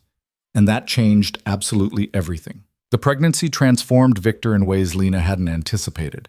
The man who'd orchestrated her kidnapping became obsessive about her health, her comfort, her safety, in a manner that went beyond protecting an investment. He interviewed 3 additional obstetricians before selecting Dr. Petrov, a soft-spoken woman from St. Petersburg who delivered half the Bratva babies in Eastern Europe. He had the nursery designed and redesigned 4 times, finally settling on soft greens and creams after Lena mentioned she wanted something gender-neutral and calming. You are creating palace for infant who cannot even see colors yet, Katya observed one afternoon, watching workers install custom shelving. This is not practical, brother. Our child deserves best. Victor examined the craftsmanship on a handmade crib that probably cost more than a car. Everything perfect, everything safe. Lena stood in the doorway of what would become their baby's room, one hand on her swollen belly, 7 months now, the weight of it changing how she moved, how she breathed, how she existed in the world. The kicks had grown stronger, insistent, a constant reminder that something entirely separate from her was growing inside, preparing to enter a world of armed guards and locked gates, and a father who sent severed heads as diplomatic messages. Victor. She waited until he looked at her. We need to talk about what happens after. After birth? He frowned. We hire best nanny, of course. Night nurse for first month so you can sleep. Dr. Petrov recommends woman named Anya who... No, I mean what happens to us, to this... Lena gestured between them. Partnership, you promised. Victor's expression shuddered slightly. He dismissed the workers with a gesture, waited until they'd gone before crossing to her. You doubt my word? I doubt that a baby crying at 3 a.m. and dirty diapers and all the reality of actual parenthood is going to fit into your controlled world as neatly as you think. Lena held her ground. You've been good these past months. Attentive, careful with me. But that's because I'm pregnant with your heir. What happens when I'm not pregnant anymore? When I'm just what? My wife? Mother of my child? Victor's hand found her face, tilted it up. You think this care is temporary? That I become monster again once baby is born? I think you're a man used to getting what he wants, and right now what you want is a healthy heir. Lena pulled back slightly. I need to know what happens when that's no longer your primary motivation. The hurt that flickered across Victor's face was genuine enough to make her chest ache. He turned away, moved to the window overlooking grounds where snow was beginning to fall, early for the season. When he spoke, his voice was carefully controlled. I told you months ago, when I commit fully. You think pregnancy is the only thing that changed how I see you? He didn't look back. You learned Russian in 4 months. You hold your own at functions with men who terrify experienced bratva wives. You paint portraits that—" He stopped, gestured vaguely. "That capture something true in people. Something I did not know could be seen."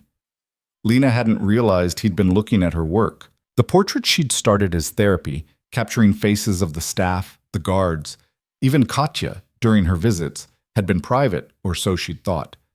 "The one you did of Dmitri," Victor continued, "you showed not just soldier but man who is tired, who wants peace but knows he will die in violence.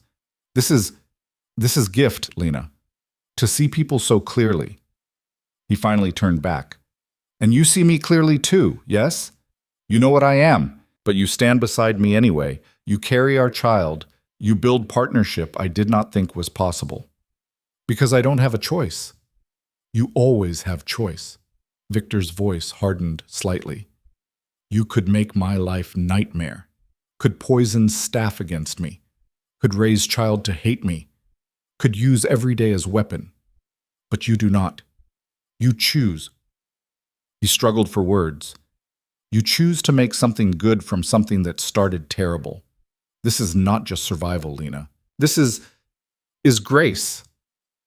The word hung between them, too big and too fragile. Grace implied forgiveness she hadn't offered, redemption he hadn't earned. But maybe it also implied possibility, that something forced could transform into something chosen, given enough time and effort and desperate willingness to believe in second chances. "I'm scared," Lena admitted quietly. "Of childbirth, of being a mother, of this life you've built where violence is always just outside the door. I don't want our baby growing up thinking that's normal.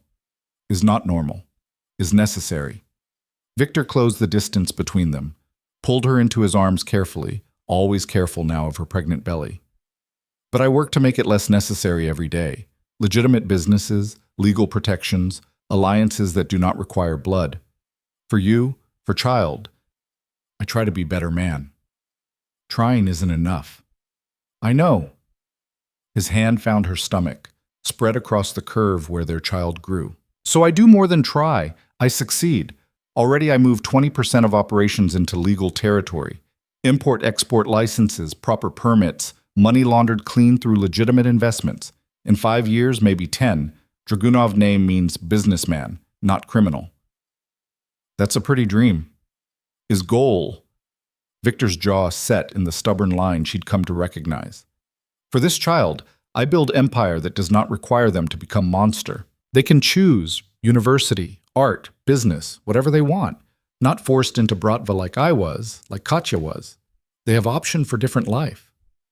The sincerity in his voice made Lena's throat tight. This man who'd stolen her, coerced her, violated every right she'd possessed, he was trying to give their unborn child the choices he'd denied her. The irony was crushing and touching in equal measure. "Okay," she whispered against his chest.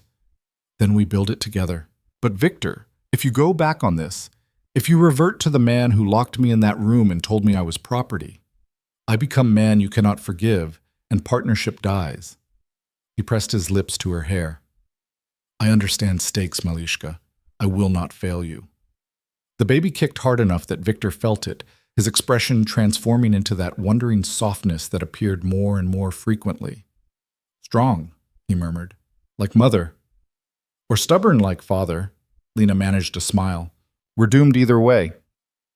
The nursery was finished 3 weeks before her due date. Lena spent hours there, sitting in the rocking chair Victor had imported from Sweden, imagining what it would be like to hold her baby in this room, to feed it and soothe it and watch it grow into whatever person it chose to become.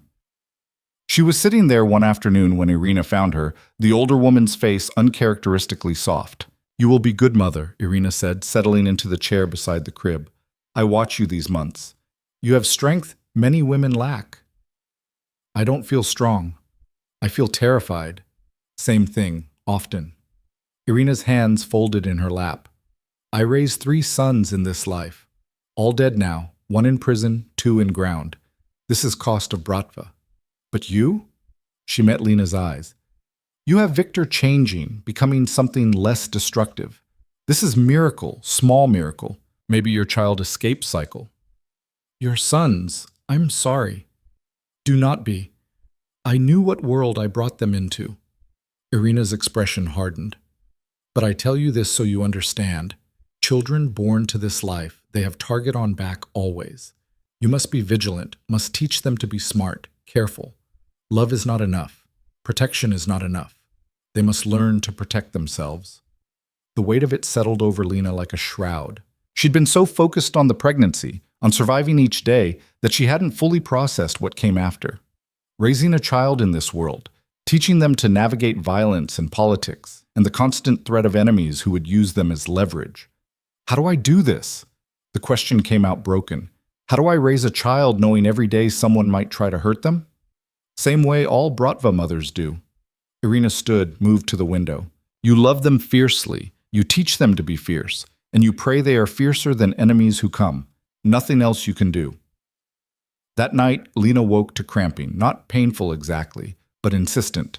She lay in the darkness beside Victor's sleeping form, one hand on her stomach, feeling the tightening and releasing of muscles preparing for what was coming. False labor, probably. Dr. Petrov had warned her about Braxton Hicks' contractions, but something felt different, more purposeful. When her water broke 20 minutes later, soaking the expensive sheets, she knew this was real. Victor, she shook his shoulder. Victor, wake up, it's time. He came awake instantly, years of sleeping light in dangerous situations making him alert in seconds. Time? But you are not due for 3 more. Baby doesn't care about schedules. Another contraction hit, stronger this time. We need to call Dr. Petrov. The next 6 hours were a blur of pain and controlled chaos. Doctor. Petrov arrived with her team, transforming the master suite into a delivery room with practiced efficiency. Victor refused to leave, despite Dr. Petrov's suggestion that fathers often preferred to wait elsewhere. She is my wife. This is my child. I stay. His hand gripped Lena's, and she was grateful for it as contractions came harder, faster, turning her world into cycles of pain and brief respites. You are doing well, doctor, Petrov said during one of those respites, checking Lena's progress with clinical efficiency. Baby is in good position. Few more hours, maybe. Few more hours? Lena's laugh came out half-sob. I can't do this for a few more hours. Yes, you can. Victor's other hand smoothed her sweat-soaked hair back. You're strongest person I know. You survived me. You survived Chechens. You survived this. Those didn't hurt like this. No? His smile was strained. You break my hand, I think you are wrong. She was breaking his hand, crushing it with each contraction, but he never complained, just stayed beside her, murmuring encouragement in Russian and English, being present in a way she'd never expected from him. When the pushing started, Lena understood why women screamed during childbirth. The pain was transcendent, all-consuming, worse than anything she'd ever experienced. But Dr. Petrov's calm voice guided her through it, and Victor's hand anchored her, and finally, after one last monumental effort that felt like it was tearing her apart, a baby's cry filled the room. Girl, Dr. Petrov announced, placing the squalling, blood-covered infant on Lena's chest. Healthy girl, good lungs, all fingers and toes. Lena stared down at the tiny face, scrunched and red and furious at being expelled into the cold world. Her daughter. She'd made another human being, grown it inside her body, brought it into existence through sheer biological determination. The magnitude of it was overwhelming. She is perfect, Victor's voice cracked. His hand hovered over the baby's head, trembling, like he was afraid to touch something so small and fragile. Lena, she is ours. Lena guided his hand down. Let him feel their daughter's soft hair, still wet from birth. She's ours. The baby, they hadn't even chosen a name yet, too superstitious to decide before she was safely born, wrapped one tiny fist around Victor's finger, and Lena watched her husband's face transform completely. All the hardness, all the calculated control, stripped away to reveal something raw and undefended. I will protect her, he said quietly, more to the baby than to Lena. From everything, from everyone. Nothing will hurt you, Malishka, I promise. Dr. Petrov cleared her throat gently. We must finish delivery, clean mother and baby. Father can stay, but please move to chair. The aftermath of birth was messy and uncomfortable, and nothing like movies suggested. But holding her daughter, clean now, wrapped in soft blankets, made everything else fade to background noise. The baby nursed with surprising determination, her tiny mouth working instinctively, and Lena felt the final walls around her heart crumble. This was why she'd stayed, why she'd stopped fighting. Not for Victor, not for partnership, not even for survival. For this. For the small, perfect life depending on her for everything. "What do we call her?" Victor asked from his position beside the bed, unable to look away from his daughter. They'd discussed names briefly. Victor wanted Russian names, Lena wanted English. They'd agreed to consider options that worked in both languages. But now, looking at the baby's serious expression as she nursed, Lena knew exactly what fit. "Sophia," she said. "Sophia in English. Sophia Dragunov." Sophia. Victor tested the name, his accent making it beautiful. Wisdom. Good name for girl who will need much wisdom to survive this world. His hand found Lena's face, tilted it toward him. "Thank you. For her, for everything. I know I do not deserve this, deserve you, but shut up." Lena kissed him, brief and exhausted. "Just be the father she deserves. That's all I ask. I will try." "Don't try. Do." His smile was crooked, vulnerable. "Yes, wife." The first weeks with Sophia were harder than anything Lena had endured. The sleep deprivation, the constant feeding, the crying that seemed to have no solution. It pushed her to edges she didn't know existed. But Victor surprised her again. He hired the night nurse like he'd promised, but he also insisted on taking shifts himself, walking their screaming daughter through the halls at 3 a.m. while Lena caught desperately needed sleep. She woke one night to find him gone, followed the sound of his voice to the nursery. Victor stood at the window with Sophia against his shoulder, speaking to her in soft Russian about the stars visible over the mountains, about the world she'd grow up in, about promises he was making to a 6-week-old who couldn't possibly understand. "I make this place safe for you," he murmured. "Clean money, legitimate power, so you do not have to choose between being a good person and being strong. You can be both, Malishka. I build this for you." Lena's throat tightened. She slipped back to bed before he noticed her, but the image stayed with her.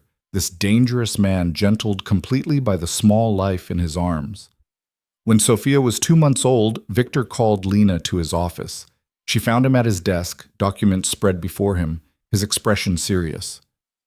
"I need to show you something." He gestured to the chair across from him. "Partnership means transparency, yes? So I show you what I am doing." The documents detailed the systematic transformation of his empire. Shell companies being dissolved, legitimate businesses being established, blood money being cleaned through increasingly legal channels, import licenses, manufacturing permits, real estate investments, all of it documented, tracked, audited. "I move 40% now," Victor said, watching her review the papers. "In 2 years, maybe 60%. 5 years, perhaps 80. Never 100, some things cannot be made legal. But enough that Sophia inherits business empire, not criminal organization. This is..." Lena struggled to process the scale of it. "This is what you meant, about building something different. Yes, for her, for you." His hand covered hers. "I promise to be better man. This is how I do it." But transformation came with cost. 3 months after Sophia's birth, Victor's second in command, a man named Yuri, who'd been with him for 15 years, attempted a coup. He'd seen Victor's pivot toward legitimacy as weakness, convinced others in the organization that the birth of Victor's daughter had made him soft. The confrontation happened in Victor's office while Lena nursed Sophia in their suite upstairs. She heard the gunshot, a single, sharp crack that made her heart stop. Dmitri appeared in her doorway seconds later. "Stay here, locked door, do not open for anyone except Mr. Dragunov." "What happened? Is Victor..." "Handled." Dmitri's expression was grim. "But you stay locked until he comes. Understand?" She waited in terror, Sophia oblivious in her arms for what felt like hours but was probably only 30 minutes. When the door finally opened, Victor stood there with blood on his shirt, not his from the way he moved, and exhaustion carved into every line of his face. "Yuri is dead," he said flatly, "along with 3 men who sided with him." Dmitri is cleaning up. He crossed to her, looked down at Sophia sleeping peacefully. She did not hear. I don't think so. Lena's voice shook. Victor, what? Yuri thought I was weak. Thought fatherhood made me unable to do what is necessary. Victor's smile was cold, completely unlike the soft expression he wore with Sophia. I showed him he was wrong, showed them all. Message is clear now. I become legitimate for my daughter, but I am still dangerous to enemies. The duality of him was jarring. This man who walked screaming babies at 3 a.m. and also put bullets in men who challenged him. But Lena was beginning to understand that both versions were real, both necessary in the world they inhabited. What about the others? She asked. The ones who didn't side with Yuri. They watch me kill traitor and remember why they follow me in first place. Victor pulled off his blood-stained shirt, moved to wash his hands with methodical precision. Legitimate business does not mean I am weak. Just means I am strategic. They understand this now. Over the following months, Lena watched Victor execute his plan with the same ruthless efficiency he applied to everything. Meetings with lawyers, accountants, government officials who could be bought or convinced. The estate became a hub of activity as Victor systematically dismantled the criminal aspects of his empire and rebuilt them as legitimate enterprise. But legitimacy was slow, and old enemies didn't care about Victor's transformation. When Sophia was 6 months old, credible threats came from 3 different organizations testing whether new Father Victor was vulnerable.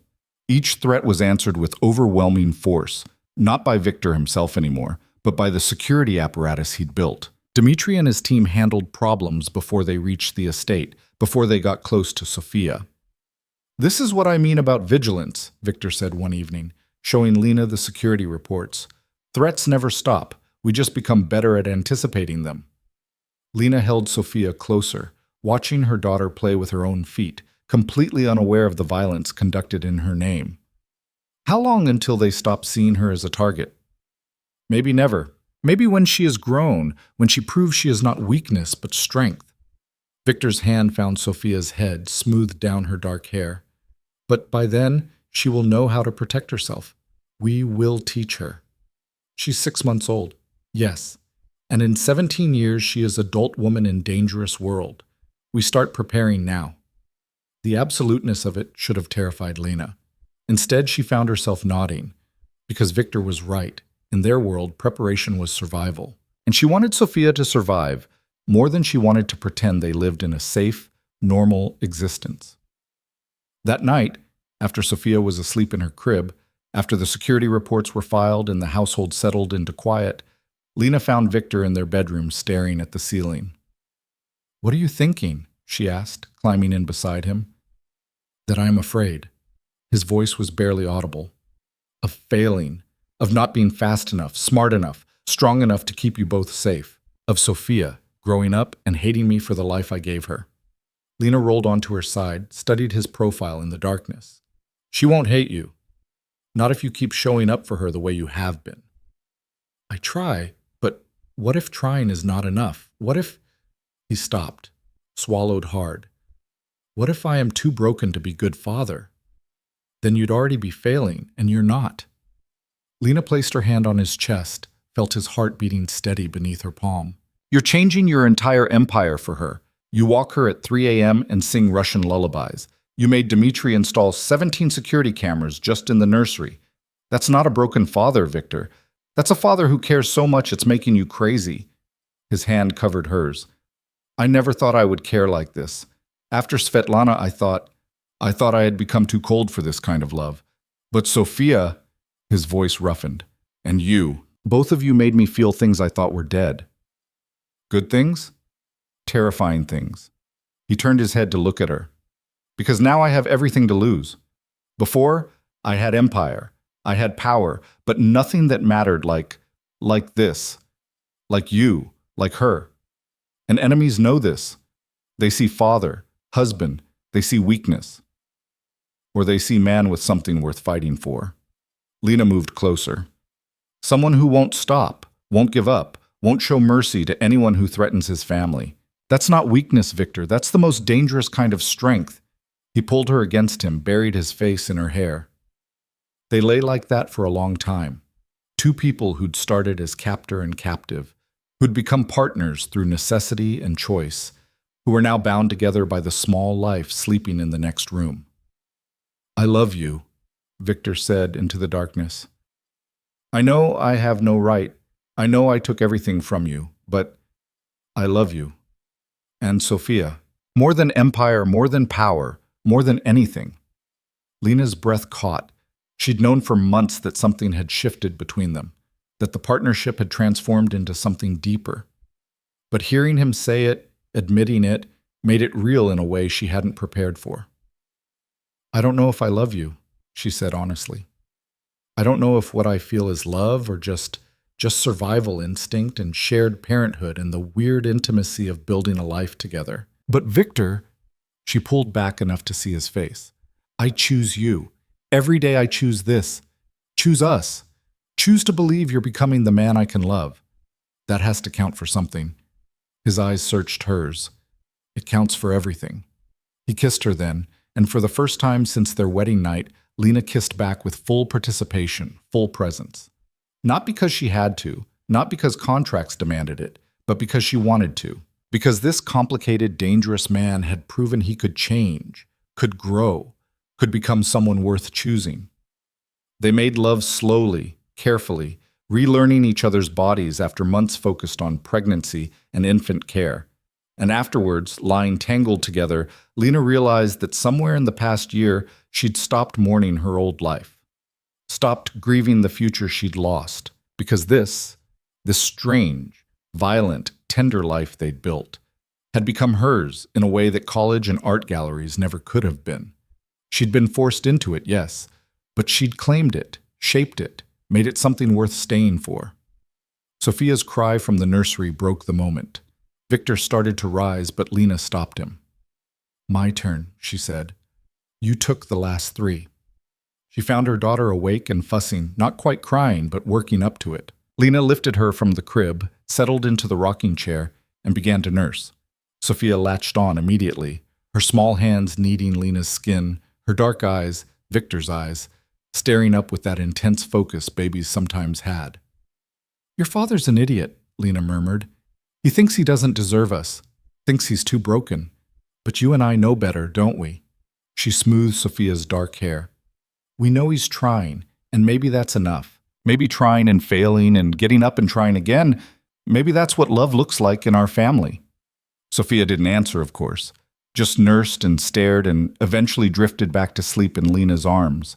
But sitting there in the darkness, in the nursery Victor had built, in the estate that had been her prison and was slowly becoming her home, Lena felt something settle in her chest. Not quite happiness, not complete forgiveness for everything that had brought her here, but peace, maybe. Purpose. The beginning of something that looked almost like love. And for now, in this dangerous, beautiful life, that would have to be enough. Sophia turned 3 on a crisp March morning, and Lena woke to find their daughter already awake, bouncing on Victor's chest with the kind of relentless energy only toddlers possessed. "Mama, Papa says we have party, with cake and everything." Sophia's Russian was flawless, her English accented but clear. She switched between languages with the ease of children raised bilingual, sometimes mid-sentence. "Everything, huh?" Lena stretched, watched Victor's face, softer now than it had been 4 years ago. The harsh lines around his eyes replaced by crow's feet from actual smiling. "What does everything include?" "Ponies," Victor said solemnly. "And bouncy castle, and apparently 17 cousins I did not know existed until Katya made guest list." 18, Katya's voice called from the doorway. She swept in without knocking, as had become her habit. "Dimitri's daughter is finally old enough to attend. She is very excited to meet famous Sophia." Sophia scrambled off Victor's chest, launched herself at her aunt with a squeal of delight. Katya caught her easily, spinning her around while speaking rapid Russian that made Sophia giggle. Lena watched them, something warm and complicated settling in her chest. This life, this strange, violent, tender life, had become so thoroughly hers that she sometimes forgot it had started with kidnapping and coercion. Forgot that the man currently pulling on his robe and padding barefoot to order coffee had once slapped her for raising her voice, had forced her into marriage, had... but that Victor felt like a different person now. Or maybe Lena had changed enough that the same person looked different through her new eyes. The party was chaos in the best way. The estate grounds transformed into something from a children's fantasy. The bouncy castle Katya had insisted on, tables laden with food, and yes, actual ponies for rides around the garden. Sophia held court like the tiny princess she was, surrounded by cousins and children of Victor's business associates, all of them treating her with the careful deference afforded to Dragunov heir. "She's going to be impossible after this," Lena murmured to Victor as they watched Sophia demand another pony ride. "She's already impossible." Victor's arm slid around Lena's waist. "Gets it from mother. I was perfectly reasonable before you kidnapped me." "Were you?" He pressed a kiss to her temple. "I seem to remember American girl who threw crystal vase at wall and told me to go to hell in very creative Russian." "I didn't know creative Russian yet. That came later." "Yes. When you called Bashir's cousin anatomically improbable things at charity gala." Victor's smile was genuine, proud. Whole room went silent. "I thought I would have to kill half of them." "But you didn't." "No. Because you established yourself as woman who does not accept disrespect. After that, they treat you with fear and admiration. Better than just fear." Lena leaned into him, watched Sophia shriek with laughter as her pony trotted in circles. "Do you ever regret it, how we started?" Victor was quiet for a long moment. "I regret that I hurt you, that I gave you no choice, but regret that we are here now, with her?" He nodded toward Sophia. "No. I am selfish enough to be grateful for circumstances that brought you to me, even knowing what it cost you. Honest, at least. Always, with you." His hand tightened on her hip. "You want different answer? Prettier lie?" "No?" Lena turned to face him fully. "I want the truth, even when it's ugly." "Then truth is, I would do it again. Knowing everything, all the pain I caused, I would still bring you here. Because alternative is world where Sophia does not exist, where you and I do not exist, and I cannot—" He stopped, jaw working. "I cannot imagine that world anymore. Is too empty." Before Lena could respond, Sophia came running over, her face flushed with excitement. "Papa, Mama, come see! Dimitri's daughter knows how to cartwheel." They let themselves be dragged toward the demonstration, and Lena filed away Victor's admission for later examination. Because he was right, she couldn't imagine that other world either anymore. The one where she'd finished her gallery exhibition, gone home to her shabby apartment, continued her ordinary life. That Lena felt like a stranger now, someone who'd never been tested, never been broken and rebuilt, never discovered she had the capacity to adapt to things that should have destroyed her. The party wound down as the sun began to set.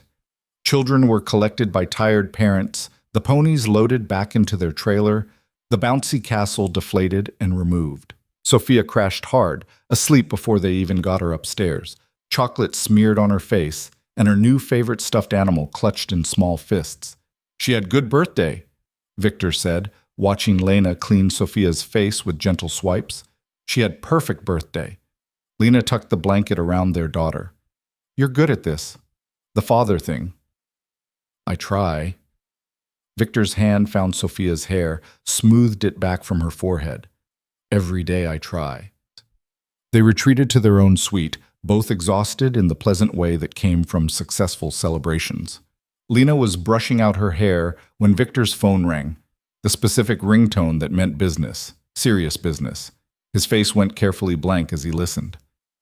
"When?" A pause. "How many?" Another pause, longer. "I see. Yes. Send coordinates to Dimitri.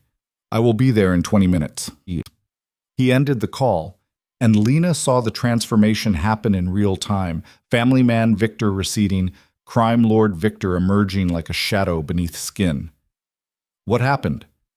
Shipment intercepted. Not by police, by Konstantin Volkov's people. Victor was already moving, pulling clothes from the closet with economical movements. He takes my cargo and 3 of my men. This is declaration of war. Lena's stomach dropped. Konstantin Volkov was a name she'd learned to recognize over the past 4 years. Ukrainian crime boss, ruthless even by Bratva standards, and someone Victor had been carefully avoiding direct conflict with, while executing his legitimacy plan. Can you negotiate? Negotiate? Victor's laugh was harsh. Volkov does not negotiate. He tests, he pushes. He sees if I am weak enough to accept theft without response. If I do nothing, I lose respect.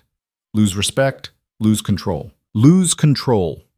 He didn't finish, but they both knew what happened to weak men in this world.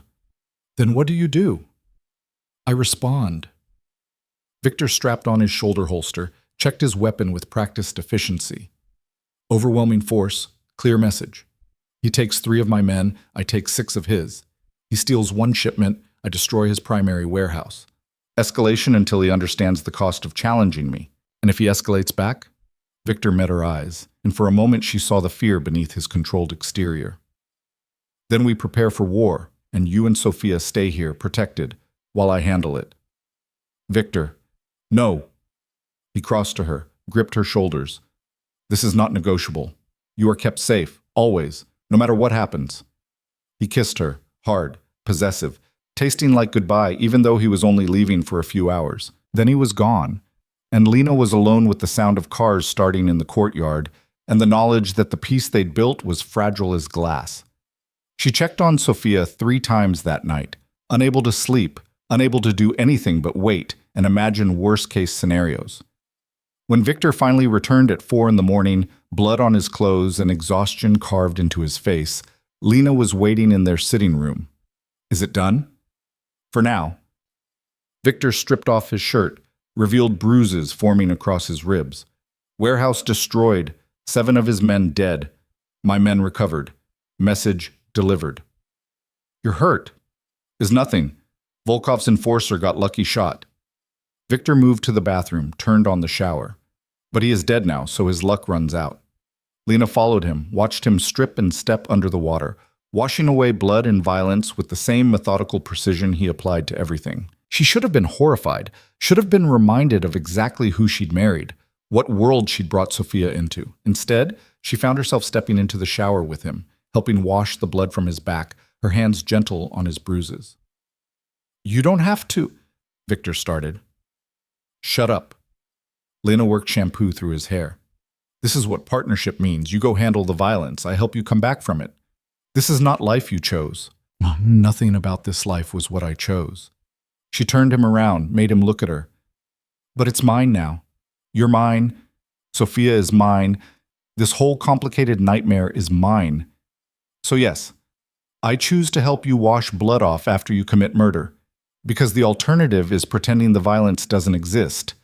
And that's how people break. Victor's hand found her face, water streaming over both of them. How are you so strong? Because you forced me to be. The truth was simple, brutal. You took a 20-year-old art student and threw her into hell, and I had 2 choices: shatter or become steel. I chose steel. She pressed her hand over his heart, felt it beating hard beneath her palm.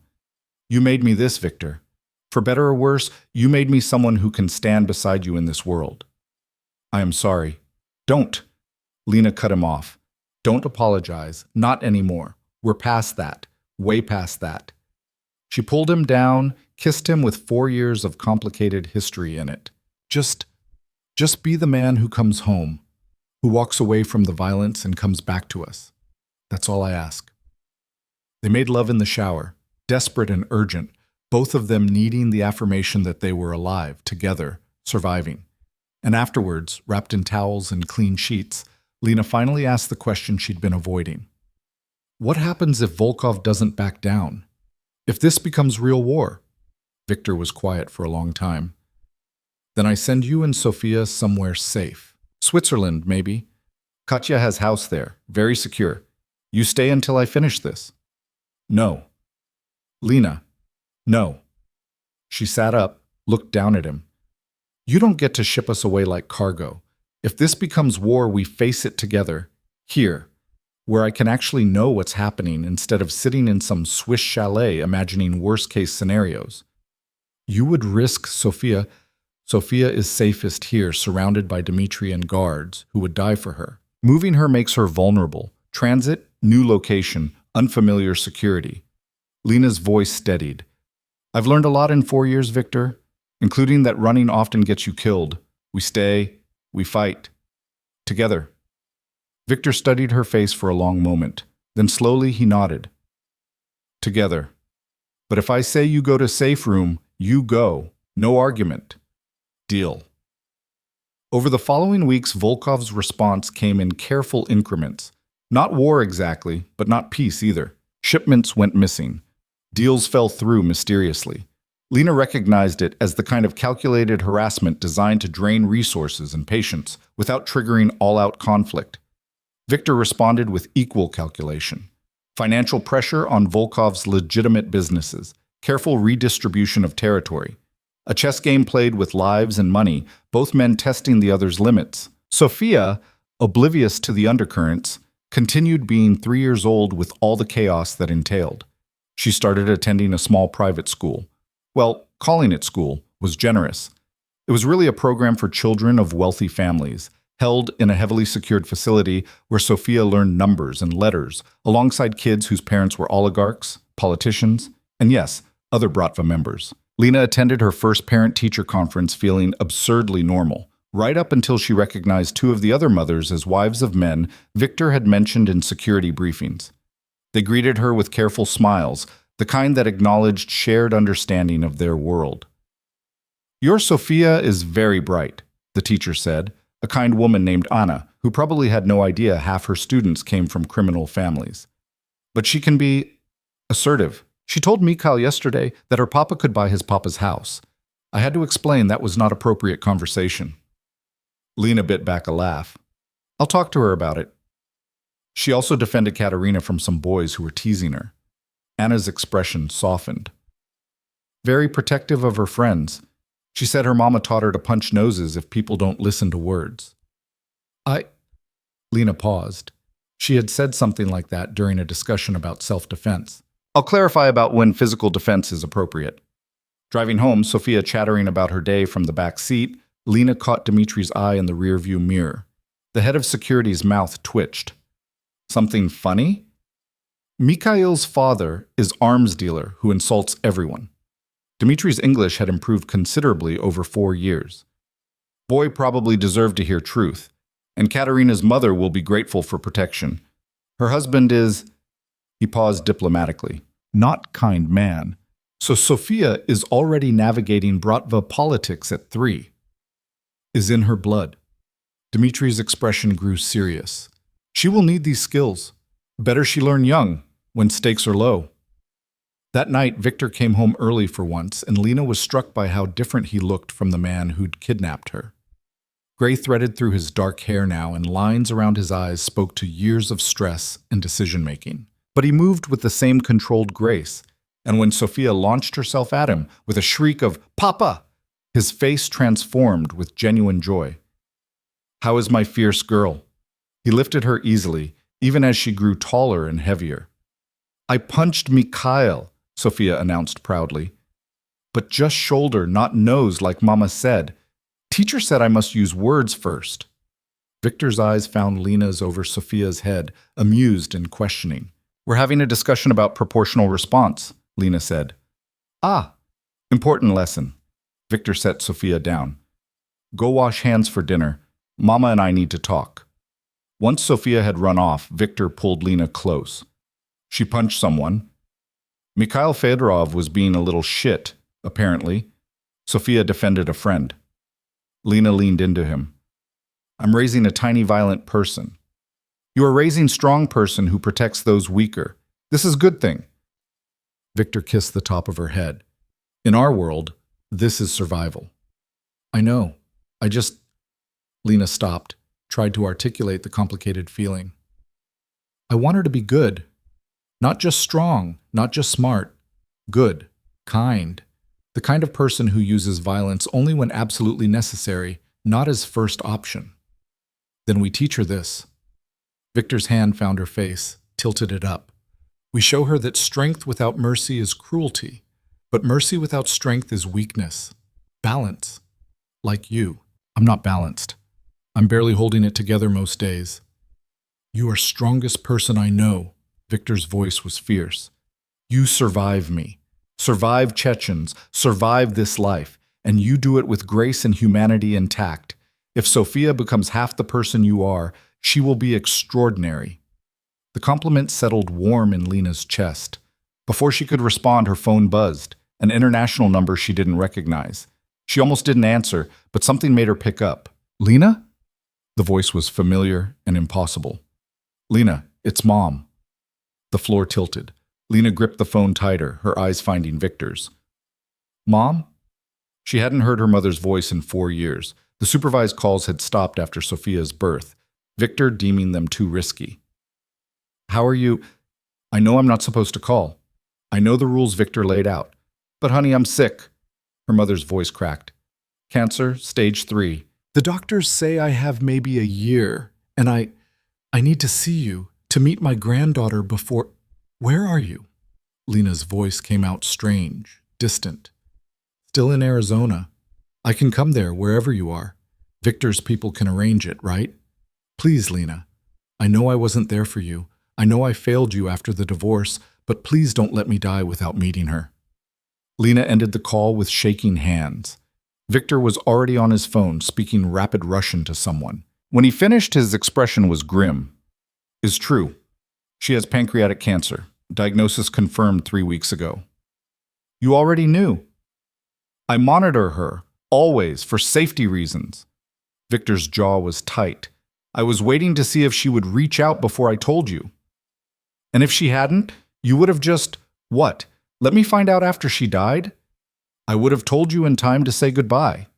Victor closed the distance between them. "But bringing her here is risk. She could be followed, could be compromised, could— She's dying." Lena's voice broke. "She's my mother, and she's dying, and you're talking about security protocols. Because security keeps you alive."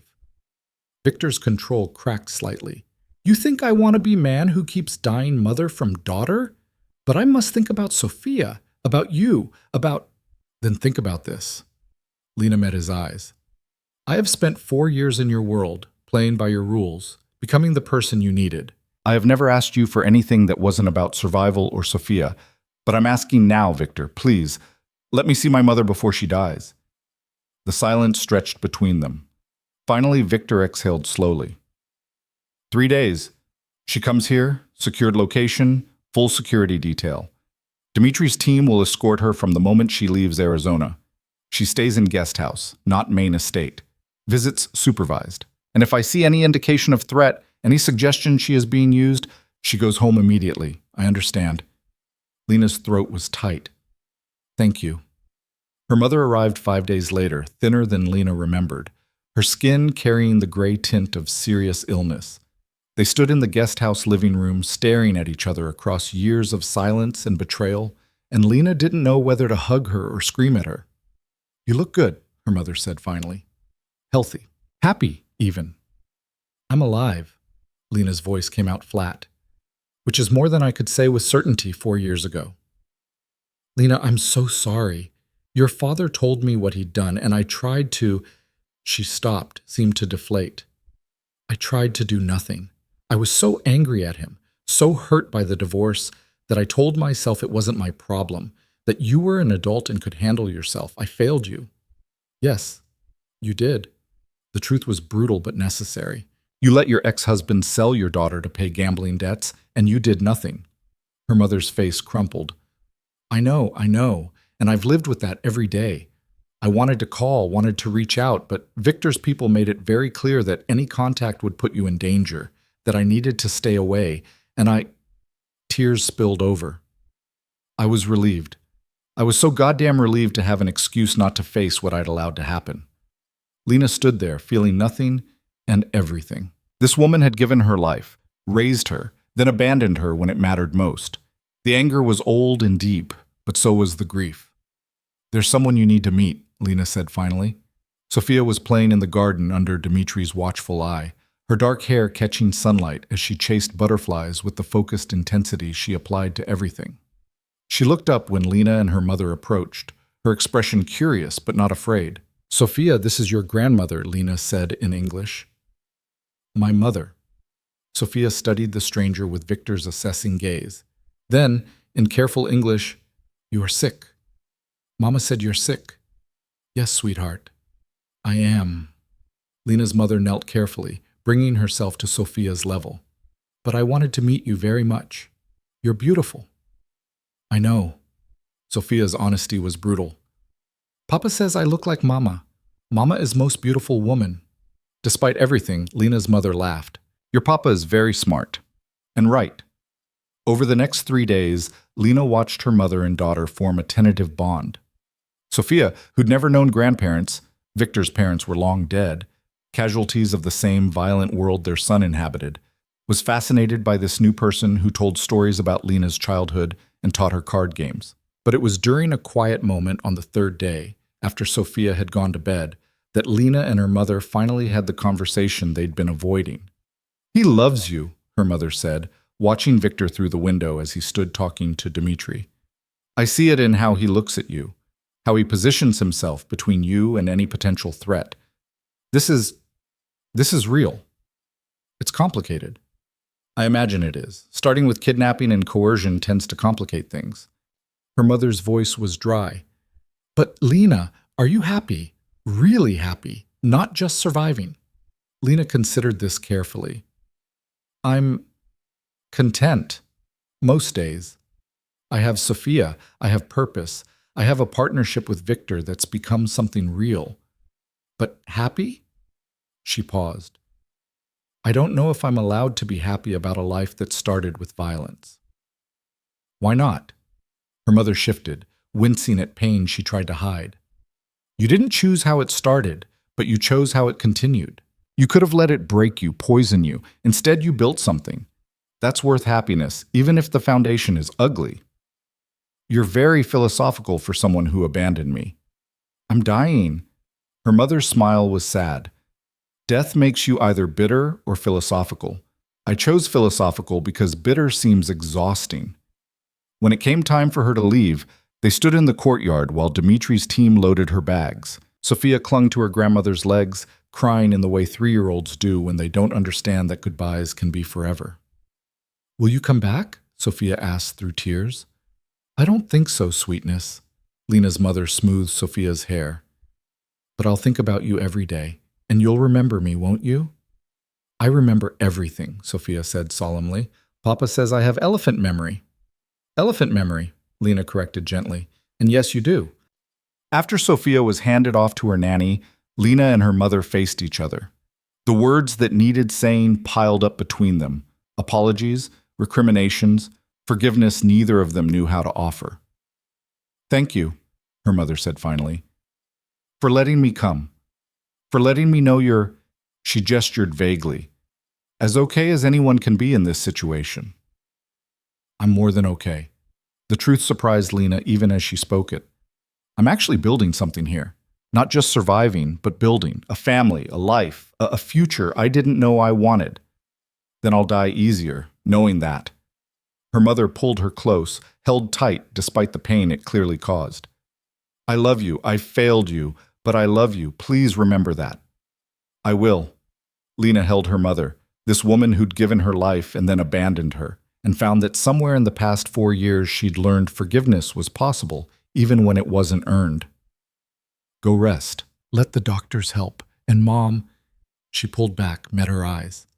I forgive you, not because you deserve it, but because I need to. Her mother left in tears, surrounded by security, headed back to Arizona to live out whatever time remained.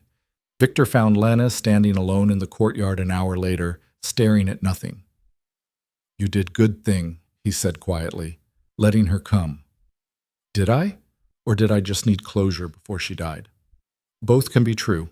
Victor's arm slid around her waist.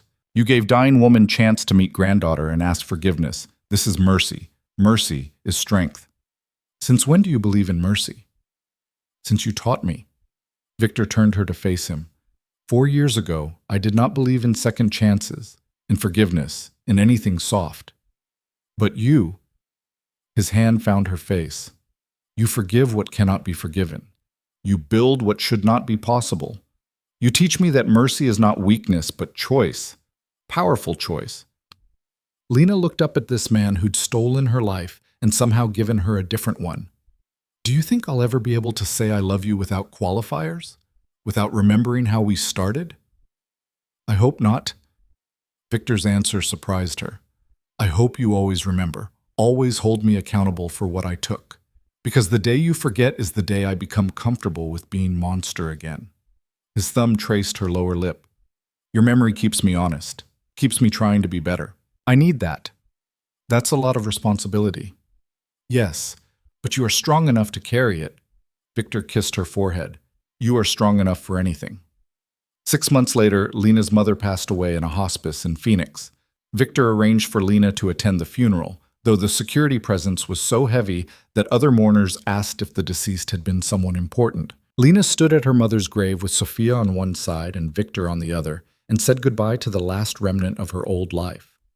When they returned home, and Lena noticed she now thought of Victor's estate as home without qualification, things shifted again. The legitimacy project Victor had been pursuing for years finally reached a tipping point. 70% of his operations were now legal, documented, sustainable. The remaining 30% was being actively phased out, transitioned to other organizations Victor had alliances with. 2 more years, he told Lena one evening, showing her the latest reports. Maybe 3. Then Dragunov name means legitimate businessman. Sophia inherits clean empire. And the violence? The enemies like Volkov? They fade as I fade from their world. Already Volkov and I have understanding. He takes territory I abandon. I take no action against his operations. Mutually beneficial. Victor set down the reports. Is not perfect peace, but is better than war. Better than war. That seemed to be the motto of Lena's life now. Not perfect, but better than the alternatives. Sophia turned 5 with another elaborate party, and this time Lena recognized most of the guests as children from legitimate business families rather than Bratva associates. The shift was subtle, but significant. Their daughter was being integrated into a different world, given different options. Do you think she'll choose it? Lena asked Victor later, watching Sophia command her small kingdom of friends with natural authority. The legitimate path? I think we give her choice. She chooses whatever makes her happy. Victor's hand found Lena's stomach. Flat now, had been for years, though they discussed having another child. If she wants business, we teach her business. If she wants art like you, we support that. If she wants something entirely different, he shrugged. We support that too. You've come a long way from the man who demanded an heir. I have heir, perfect, fierce, impossible heir. Victor's smile was soft. Now I just want daughter to be happy. Strange feeling, wanting something I cannot control. That night, after Sophia was asleep and the household settled, Victor did something he'd never done before. He went to his office safe, extracted a thick envelope, and brought it to where Lena sat reading in their bedroom. What's this? Open it. Inside were documents, legal documents, complicated and official. Lena scanned them, her breath catching as she understood. These are divorce papers, unsigned. Victor sat beside her, his expression unreadable. And passport, American passport in your name, current, valid. And bank account information, numbered Swiss account with $5 million. Your money, your name only, cannot be touched by me or seized in any legal action. Lena stared at the papers, her heart hammering. I don't understand. You say you choose me, choose this life, but is not real choice when you have no alternative. Victor's voice was steady, but his hands trembled slightly. These give you alternative. You want to leave, you sign papers, you take passport, you take money, you go. I will not stop you. I will not send men after you. I will not threaten your safety or Sophia's. Sophia would stay with me initially for safety, but I would arrange visitation, would support relationship between you. This is not trap, Lena, is real option. He stood, moved to the window. For 5 years, you are here because you must be. I want to know. I need to know if you would stay because you choose to. The papers felt impossibly heavy in Lena's hands. Freedom, real freedom. After 5 years of captivity dressed as marriage, Victor was offering her the one thing she'd thought impossible. Why now? Her voice came out hoarse. Because I love you enough to let you go. Victor's shoulders were rigid, his voice carefully controlled. Because you deserve chance to choose your life, your future, and because he stopped, swallowed hard. Because if you stay knowing you could leave, if you choose me knowing you have other options, then I know this is real, that we are real, that I am not just keeper of very beautiful cage. Lena set the documents aside, crossed to him. Victor wouldn't look at her, his gaze fixed on the dark grounds beyond the window. She turned him around, made him meet her eyes. If I leave, you lose everything, she said quietly. Sophia, the legitimacy you've built, the partnership, everything. Yes. And you're offering this anyway. Yes. Victor's hand found her face, trembling against her skin. Because you deserve more than cage, no matter how comfortable. You deserve choice. Real choice. Lena looked at this man, this complicated, violent, tender man who'd kidnapped her and then spent 5 years trying to earn what he'd stolen. The divorce papers sat on the bed behind her, representing everything she'd wanted 5 years ago. Freedom, money, escape from the life that had been forced on her.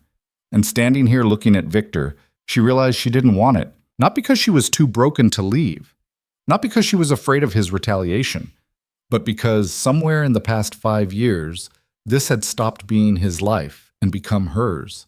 This estate, this world, even this man. They were hers in a way her old life had never been. You're an idiot, she said finally. Victor's expression flickered with confusion and hurt. Lena, you're an idiot, she repeated, because you think I need divorce papers to know I choose this. I've been choosing this every day for a year, maybe longer. She pulled his hand from her face, pressed it against her chest so he could feel her heartbeat. I choose to stand beside you at functions. I choose to raise Sophia in this world. I choose to wash blood off you at 4 a.m. and not ask questions. I've been choosing you, Victor. The papers don't change that. But you should have option. I have option. I've always had options. Lena's voice strengthened. I could have made myself so miserable you'd have sent me away just for peace. Could have turned Sophia against you. Could have found ways to escape even from your security. But I didn't. Because I chose this. I chose you. She pulled him down, kissed him hard. So keep your divorce papers. Keep the passport and the money if it makes you feel better. But understand, I'm not staying because I'm trapped. I'm staying because I want to. Victor's control finally shattered. He pulled her close, buried his face in her hair, and she felt his shoulders shake with something that might have been relief or grief, or both. I do not deserve you, he said against her skin. Probably not. Lena held him tighter. But you're trying to, and that's enough. They stood like that for a long time, two people bound by violence and choice, by coercion and love, by history that couldn't be erased and future that remained uncertain. When they finally moved to the bed, the divorce papers got pushed to the floor, forgotten. In the morning, Lena found them and placed them in Victor's safe herself. Not destroyed. They remained there as proof that she'd been offered freedom and chosen to stay. As evidence that whatever they'd built, however it had started, it was real now. The years that followed were not perfect. Victor's transition to legitimate business created new enemies. Competitors who didn't fight with bullets but with lawyers and regulations and corporate espionage. Sophia grew into a fierce, intelligent child who asked uncomfortable questions about her father's past and her mother's American family. And Lena herself struggled sometimes with the weight of the life she'd chosen, the violence that still existed at the edges, even as Victor worked to eliminate it. But they built something anyway. A family that looked nothing like Lena had imagined but worked in ways she'd never expected. A partnership that had started in the worst possible way and transformed into something approaching equal. A life that was hers not because it was perfect, but because she'd claimed it, shaped it, made it something worth fighting for. On Sophia's 10th birthday, Lena stood beside Victor watching their daughter blow out candles surrounded by friends from her international school, children of diplomats and business people, not criminals. Normal kids living normal lives, and Sophia fit among them seamlessly. We did it, Victor said quietly. Clean transition. Dragunov Enterprises is fully legitimate as of last month. No more Bratva connections, no more illegal operations, just business. How does it feel? Strange. Victor's hand found hers, laced their fingers together. But good. Like, like I finally gave you and Sophia what you deserve. Safety. Legitimacy. Future without shadows. Lena squeezed his hand. You know what I deserve? What I actually deserve. What? This. Right here. You, Sophia, the life we built from nothing. Not because it's perfect. Not because it's what I planned. She turned to face him fully. But because we made it ours. Together. Victor pulled her close, kissed her forehead. I love you. I know I say it often, but I love you too. The words came easily now, without qualification, without remembering to add the qualifiers about how they'd started. Because whatever they'd been in the beginning, they'd become something different, something real. Mama, Papa, Sophia called, waving them over. Come see. Katya brought the karaoke machine. They went, because family called, and they answered. And as Lena watched Victor sing ridiculous songs with their daughter, both of them laughing, she realized this was the happy ending. Not perfect, not what storybooks promised, but real and hard-won, and entirely theirs. She'd been kidnapped, coerced, forced into a life she never chose. And from that nightmare, she'd built something beautiful. A daughter who knew she was loved. A husband who'd learned to choose mercy over violence. A future that stretched bright and uncertain before them. The cage had been real. The coercion had been real. But so was this. The love, the partnership, the choice to stay not because she had to, but because she wanted to. And in the end, maybe that was enough. Maybe that was everything. Lena caught Victor's eye across the room, saw him mouth, I love you, while Sophia belted out lyrics in 3 different languages.